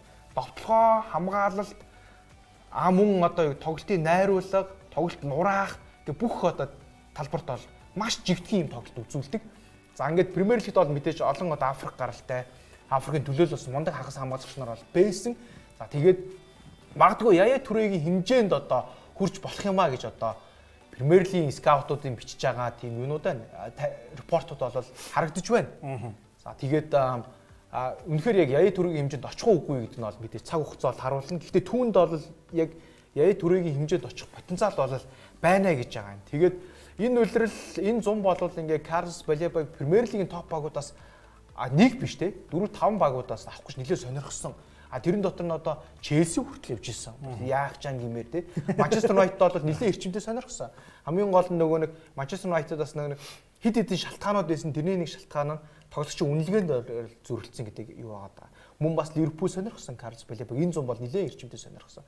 Гэхдээ яг нөгөө нэг дараа дараагийн ярианы шаттууд нь ингэж нөгөө нэг ахиагүй учраас нэг тэгж яагаагүй одоо ингэж олонд ингэ сенсац гараагүй ингээд өнгөрчихсөн. Гэхдээ яг Премьер Лигийн өнгөрсөн үйлрлийн эхний 6-д орсон багуудаас 4 гэсэн. 4 нь яг Карлос Балебаг авах талаар эхний байдлаар нэлээд эрчимтэй сонирхож байгаа. Тэгээд тодорхой шалтгаануудын улмаас Карлос Балеба ингээд Брайтонд бол үлдсэн юм байлээ. Одоо энэ үлрэлт мэдээж Европын тэмцээн болон одоо ингээд Африкийн авраг бол бэж байна. Премьер лиг мэдээж байж байна. Тэгээд дэлхийн аврагт тэр Камерун орох юм бол Камеруны одоо гол тоглогч нэг нь бол Балеба ахын тодорхой. Тэгээд эрх зүүн бол бидэрт магадгүй өөр багт нэлээд үнэтэй байдлаар очсноор нь харах багталтай гэж Карлос Балеба. Сая ер нь бол Манчестер Юнайтед хэрвээ автсан бол одоогийн Юнайтедийн нөхцөл байдал бас өөр байвал 90 сая гээд томроод байсан юм л та. Тэгээд тийм нөгөө тэр үн нь бол бас нэг шалтгаан аваагийн шалтгаанууд нэг л юм байл л дээ бас өөр шалтгаанууд бас байсан юм байл л дээ. Одоо Балеба өөрөө ямар их тоглох хүсэж ийн үү гэдэг ч юм тий. Мөн бас нөгөө нэг өөрийнх нь нөгөө агентуудын бас нөгөө нэг цалингийн хэмжээ эдгээр юмнуудаас зөрсөн юм байлээ. Үн нь бол клуб хоорондын тохиролцоо. Тэрээс гадна Балебаг өөрийнх нь нөхцөлөд бас зөрөөд тэгээд нэг яваагүй зогссон юм байл л дээ. Тэгээ мань хүн болоос ингээд агентуудынх нь барьж байгаа Брайтон өөрийнх нь баримталж байгаа нүд харахад бол нэлээд амбицтай юм байл л дээ тий. Явах юм бол Кайседогоос тутахгүй хэмжээнд явна гэдэг тийм амбиц бол байгаа юм билээ. Томорхон тодорхой. Тий. Тэгээ Кайседог бол 100-аар зарцсан шүү дээ тий Брайтон. Тэгээд яг тийм учраас одоо Балебаг бол энэ зам бол үлдээсэн. Тэгээд эрх зүүн бол бас нэг тэгж үлдэх бас шалтгаануудын нэг нь яг саяны хэлсэн юмуд байгаа. Европын тэмцээнд тоглоно. Тэгээд дээрээс нь Премьер лигтээ тоглоно. Африкийн авраг бол байна. Африкийн үндэстнүүдийн цом тий. Тэгээд дэлхийн аврагт бол шигшээ бага төлөөлөд орчих байхаа. Ингээм бол дэлхийн аврагаар ороод ядаж Камеруны шигшээ хэсгээс хараад 32 л үлдэх юм бол ингээл дэлхийгээр Балебаг үзээд мэддэг болно гэсэн үг шүү дээ. Тэрний дараа өөр юм ярьж болно шүү дээ гэж одоо хэлээд тэгээ Балеба энэ үйлрэл Брайтонд үлдсэн бол байж байгаа гэсэн. Тэгэхээр ер нь том баг руу явна гэдэг юм байна тий. Одоо ингэнгүүт магадгүй заавал Премьер лигийн баг байх албагүй гэдэг байхгүй. Одоо өөр бусад топ лигүүдийн багууд байгаа шүү дээ тий. Магадгүй Баер одоо Мюнхен ч юм уу тий гэдэг ч юм уу юу сонголтуудаас мань нэг байгаа юм байна. Өөрийнхөө нөхцөлийг хэлэхэд нөгөө баг нь татгалзахгүй байхын аргагүй тоглолтоо харуулах хүртэлж байгаа хүлээ яа л гэж яг юм байна. Тэгээ ер нь бол өөрийгөө бол үн хүрнэ гэдгийг мэдсэн, агентууд нь ч мэдсэн, тодорхой болсон, авиастай тодорхой тий болчиход байгаа хүн байгаа. Тэгээ өнгөрсөн үйлрэлд жоохон гэмтэл бэртэл нөлөөсөн шүү дээ. Карлос Балебаг ингээд бүтэн үйлрэл ингэж галзах. Тэгээ энэ үйлрэл тэр асуудлууд нь гайгүй. Ингээд сая одоо Премьер лиг эхний одоо 2 сарын хугацаанд хадгалсан төвшингээ хадгалах юм бол бас л шуугилах байх. Бараг Кайседо ч бол яг бүр ингээд одоо дэлхийн хэмжээний төв яах хамгаалалт цэвэрлэгч болно гэдэг нь бас яг баталгаажаагүй байхдаа Челси рүү явцсан шүү дээ. Тэгээ Челсид 9 оноо өөрийгөө баталсан биз дээ, тий? Би бол ийм хүн шүү гэдэг. Балеба бол одоо батлагдчихад байгаа юм шүү дээ. Тий. Кайседог ягаад гэж үнэтэй авсан шалтгаануудын нэг нь 22 оны дэлхийн аврагт тогсон тоглолт байхгүй. 22 оны дэлхийн авраг үнэхээр сайн тогсон байна Кайседо. Ерөөсөө тэр Эквадор тэр жигтэй сайн тоглосон. Тий. Тэгээд Кайседо бол бас онцгой сайн байсан. Тэгэнгүүт бас нэг Брайтон одоо барьж байгаа бас тэр юм билээ. Камерун дэлхийн аврах баг орчих байх. Камерун орох юм бол 90 сар бол Балеба бол Кайседогийн хэмжээнээс илүүч баг тоглож магадгүй. Шууган тайран те. Тэгэхэд дараа нь өөр болно нөхцөл байдал гээд. Брайтон бол айхтар юм одоо тэгээ Брайтонд бол Балебагийнхаа дараагийн үнийг хайж байгаа юм уу? Авцсан. Бас байгаа. Тийм үү? Тэгээ дараа нь ярьж. Брайтны дээд төлөвлөлт сууж байна л та. Тий, Брайт авцсан харин тий. Дахиад бас байгаа юм уу? Байгаа. Авцсан байгаа. Авдрын оролт их юм би. За баярлалаа. Гоё тоглогч байлаа. Ямар ч байсан хойдонгийн дэлхийн авраг бол бас л их юмны зангилааг олон хүний амьдрал ахуйг хувь цайг шийдэхэр юм юу байна. Би өчигдөр дараалал бэлтгэжээ суухнаа юу гэж бодсон. Хойдонгийн дэлхийн авраг нэг Америкт болж байгаа учраас нөгөө өглөөс сакс гардаг шиг л өглөө бол гарах уу? За ер нь цаг kick off time бол яог тодорхой биш байгаа. Юу ч тодорхой биш. Хотууд нь л тодорхой. Тэрэн дээр нөгөө нэг бас ямар улс ороод хизээ тоглох аль хэсэг рүү орохоос шалтгаалаад тэр одоо эхний тоглолт Монголд бол шөнө 4 мөрөөс ягаад тэгээ 6-аас өглөө 8-аас энэ гэж явах байхаа. Харин мэдгүй яах юм. Тэр нөгөө нэг одоо NBA нөгөө одоо энэ хоёр бүсийн тоглолтууд явдаг цаг байна шүү дээ тий. Бараг тэрнтэй л давхардах юм байлээ. Нэг бол гоё өдөр дунд явна. Нэг бол нэлээд үүрээр шүн дунд руу ингэ шилжсэн. Тэгээс нэг тоглолтын тоглолт байгаа учраас тоглолтод давхардуулахгүй гэдээ бас янз янзын цагууд байгаа юм байлээ. За өчтөр дараалал бэлтгэжсэн аа Кросао дэлхийн аврагт бараг орох гэж байна. За Кабо Верд өчтөр орох гэжсэн ч орох нь болчлоо. Тэгээд за нэг топ 10 бэлтээ гэсэн. Тэр нь юу гэхээр дэлхийн аврагт оролцсон хамгийн цөөхөн хүн амтай улсуудын түүхийг ярих гэж бодсон. Гэхдээ 10 бол яасангүй. Яг ингээд материал нь бэлэн. Тэгээ яг ингээд 10-ыг болгочих ихээр бүр их судалгаа орох болчиход ямар ч байсан 6-аг бол бэлдсэн. Энэ нөгөө нэг яг тухайн цаг үедээ Тухайн цаг үед орж явах цаг мөчтөх, мөчийнх нь Одоо бол өөрчлөгдсөн байна. Одоо бол мэдээж өссөн, өөрчлөгдсөн. Яг тухайн орж явах үедээ тэр бол сэдвүү хамтаа байсан тогтоосон. За 6 дугаар байранд Словен 2002 оны дэлхийн аваргад ороход 199 сая буюу 2 сая арай хүрээгүй байжээ. Дэлхийн аварга өртсөн шатнд Швейцар, Югослав, Румынийг ардаа Югославыг мулталж ирсэн шүү дээ Словен. Тийм заахаа үуч шүү дээ. Тэгээд тоглож исэн. За Сречко Катаницгээд дасгалжуулагч нь 2 жил багийг удирдаад Европын аваргад орсноос 2000 оны Европын аваргад орсны дараа бол орж ирсэн. За тэгээд Словенийн дэлхийн аваргад орж ирэнгүүтээ Златко Заховичтойгоо хэрэлдээд Захович ихний тоглолтын дээр тоглоод 2 дахь тоглолтоос хөвгдөд яваад өгсөн. За тэнгүүтээ Захович дараагийн тоглолтууд дээр нь Заховичийг явсны дараа Өмнөд Африк, Парагвай гэсэн улсуудад дараалан хожигдсон. За тэгээ 10 онд дахиж орж ирээд тэндээс бол олигтой тоглож чадлагүйгээр гараа авцсан. Словен бол ийм байна. 6 дугаар ойр нь. 5 дугаар ойр нь болохоор Кувейтийн шигшээ баг байгаа. 1.5 сая хүн амттай 1982 оны дэлхийн аварга шалралт тэмцээнд оролцож исэн. За тэр жил дэлхийн аваргад 16 биш 24 улс болгож оролцох улсуудын тоог нэмжсэн. Ингэснээр Африк, Азийн квот бол нэмэгдэж исэн байна. Тэгээ Кувейтийн шигшээ баг дэлхийн аваргад орж ирээд 1.5 сая хүн амттай орж ирсэн, анх удаага орж ирсэн. Хятад, Өмнөд Солонгос, Австрали гэсэн улсуудтай зэрэг улсуудын урдуур орж ирсэн юм байна. Тэгээд 1980 онд бас Азийн аварга болцсон. Ер нь бол маш хүчтэй, бүрэлдэхүүнтэй юм байсан цаг үе. Тэрнээс хойшоо түүнээс гадна 1970-аас 1990 оны хооронд булангийн орнууд, Арабын булангийн орнуудын цом гэдэг тэмцээнд нийтдээ 7 удаа төрүүлсэн. Сайн байсан шигшээ баг. Маш сайн шигшээ баг орж ирсэн. Орж ирэнгүүтээ Чехословакийг 1-0-ээр хожоод Английн эсрэг ердөө ганцхан гол алдаж хожигдоод за тэгээд ерөнхийдөө тэр тэмцээний дуусгасан. Дараа нь FIFA-гаас бандуулаад янз янзын болоод Кувейт дахиж дэлхийн аваргад ерөөсөө орж ирсэн. 1958 онд 1.4 сая хүн амтай Умард Ирланд орж ирсэн. 58 оны дэлхийн аваргад Шотланд, Умард Ирланд, Уэльс, Англи дөрвөлөө орж ирсэн. Ийм дэлхийн аварга. Тэгээд Умард Ирланд 58 оны Швед болсон дэлхийн аваргад орж ирсэн. Германы шишээ. Чехословакийн эсрэг тоглоод хоцсон. Баруун Германийг ч бараг хождогч үлээ яадаг үлээ. Дараа нь 2 дугаар шат буюу хасагдах шат руу шалгараад Франц 4-1 харьцаатай хожигдсон. Ер нь бол нөгөө дэлхийн аваргад орж ирээд дэлхийн аваргад олон удаа орсон. Нэг биш. Олон удаа орсон хамгийн цөөхөн амт улсын рекордыг эзэмшдэг. Бас дараагийн шат буюу хасагдах шат руу шалгарсан хамгийн цөөхөн амттай улсын рекордыг бас Умард Ирланд эзэмшдэг. Бусдууд нь бол нэг л орсон ийм улсууд байдгийн байна. За тэгээ 82, 86 он 16 оны Европын аваргад орсон, 82, 86 оны дэлхийн аваргад орж ирсэн. Хоёр дэлхийн аваргад дараалж орж ирж исэн юм дүүхтэй. 3 дугаар орон Тринидад Тобаго 2006 оны дэлхийн аваргад 1.3 сая хүн амтай байхдаа орж ирсэн. Плей-оффын шатнд Бахрейнийг хожиж байжээ. Өөр юм уу Бахрейн тий? За тэгээд Англи, Парагвай, Шведтэй нэг хэсэгт ороод тэр тоглолтын хэсгээс бол мэдээж гарч чадаагүй. Dwight York Шведийн эсрэг гоолгүй тэнцээ авч дэлхийн аварга анхны оноогоо авсан. За Dwight York бол Манчестер Юнайтедийн 99 оны трибл хийсэн бүрэлдэхүүнд байсан. Довтлогч нь багийнхаа хамттай дэлхийн аваргын тавцсанд 7 жилийн дараа гар урьж байгаа зүйл юм байна. 6 оны дэлхийн аваргаар Dwight York төвийн хагас хамгаалтанд тоглодог шүү дээ. Довтлогч байхаа болоод байхгүй болоо. Тийм насны явцчихсан. За тэрнээс хойш Тринидад Тобаго чинь Кенвин Джонс. Сандерленд. Тринидад Тобаго дахиж орж ирээгүй байгаа гэж. За 2 дугаар оронд болохоор Парагвай 1930 оны буюу анхны дэлхийн аваргад 925 мянга орчим гэж байгаа. Яагаад тэгэхээр 32 онд иргэний дайн дэгдээд маш олон хүний нөгөө улсынх нь бичиг баримт юм устдаж үгүй болоод тэр үеийнхээ иргэдийнхээ тоог гарах боломжгүй болсон. Тун ойролцоо их сурвалжийн баталгаажласнаар 927 мянга орчим гэж байгаа юм байна. За Парагвай тэгээ орж ирээд Америк эсрэг тоглолтод 2-1-ээр үлээ хожсон ийм түүхтэй байлээ.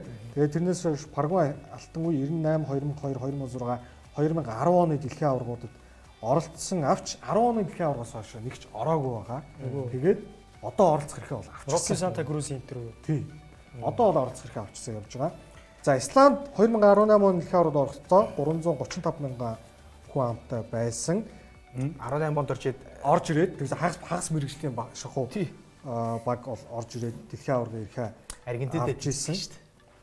За тэгээ ерөнхийдөө бид бол Исландын түүхийг бол сайн мэдж байгаа. Урьдчилан ширтэн сайн дагуулсан 16 оны Европын аврал шалралт шүүгийн амьдсан. Хоёр том тэмцээн гараад орчиж байгаа байхгүй. 18 онд орж ирэнгүүтээ Аргентины эсрэг ихний тоглолтод 1-1 харьцаатай тэнцсэн Мессигийн пенальтыг хаасан гэх мэтлэн тун саяхны түүх учраас Одоо Кабо Верде ч тэгвэл 2 руу ороод ирж байгаа юм шүү дээ. Кабо Верде ч би сайн мэдгэлээ. 500 мянган хантай. Хоёр лоо орж ирж. Курасав орж ирэх юм бол энэ рекордыг Аль рекорд эвдэх нь шүү дээ. Хоёр рекорд хоёулаа нэвтэх гэж байгаа. Ийм байна гэж. За цаг болсон байна. Хэдүүлээ өнөөдрийн дугаар өндөрлүүлээ. Энэ 7 хоног Премьер Лиг Бундслигийн тоглолтууд маань эргээд эхэлж байгаа. Эх 7 хоногт аврагуудын лиг бас байгаа санагдаж байна. Аврагуудын лиг Европ болон 3 дугаар тойрог лигийн тоглолтууд бол хүлээж байгаа. Тэгээд дуулгамаар байна. За тэгээд та гуравтаа маш их баярлалаа. Цагаасаа хэтэрсэн нэлээд яриатай дугаар боллоо. Хамтаас үзэгчтэй баярлалаа. Эх 7 хоногт энэ цагтаа эргээд уулзуулна. Нэвтрүүлгийн ерөнхий ивент тэтгэгч Woohome, нэвтрүүлгийн ивент тэтгэгч Skytel, нэвтрүүлгийн алтан ивент тэтгэгч Tiger брэнд ажиллаж байгаа бол дараагийн хоногт эргээд уулзъя гэж та баярлалаа.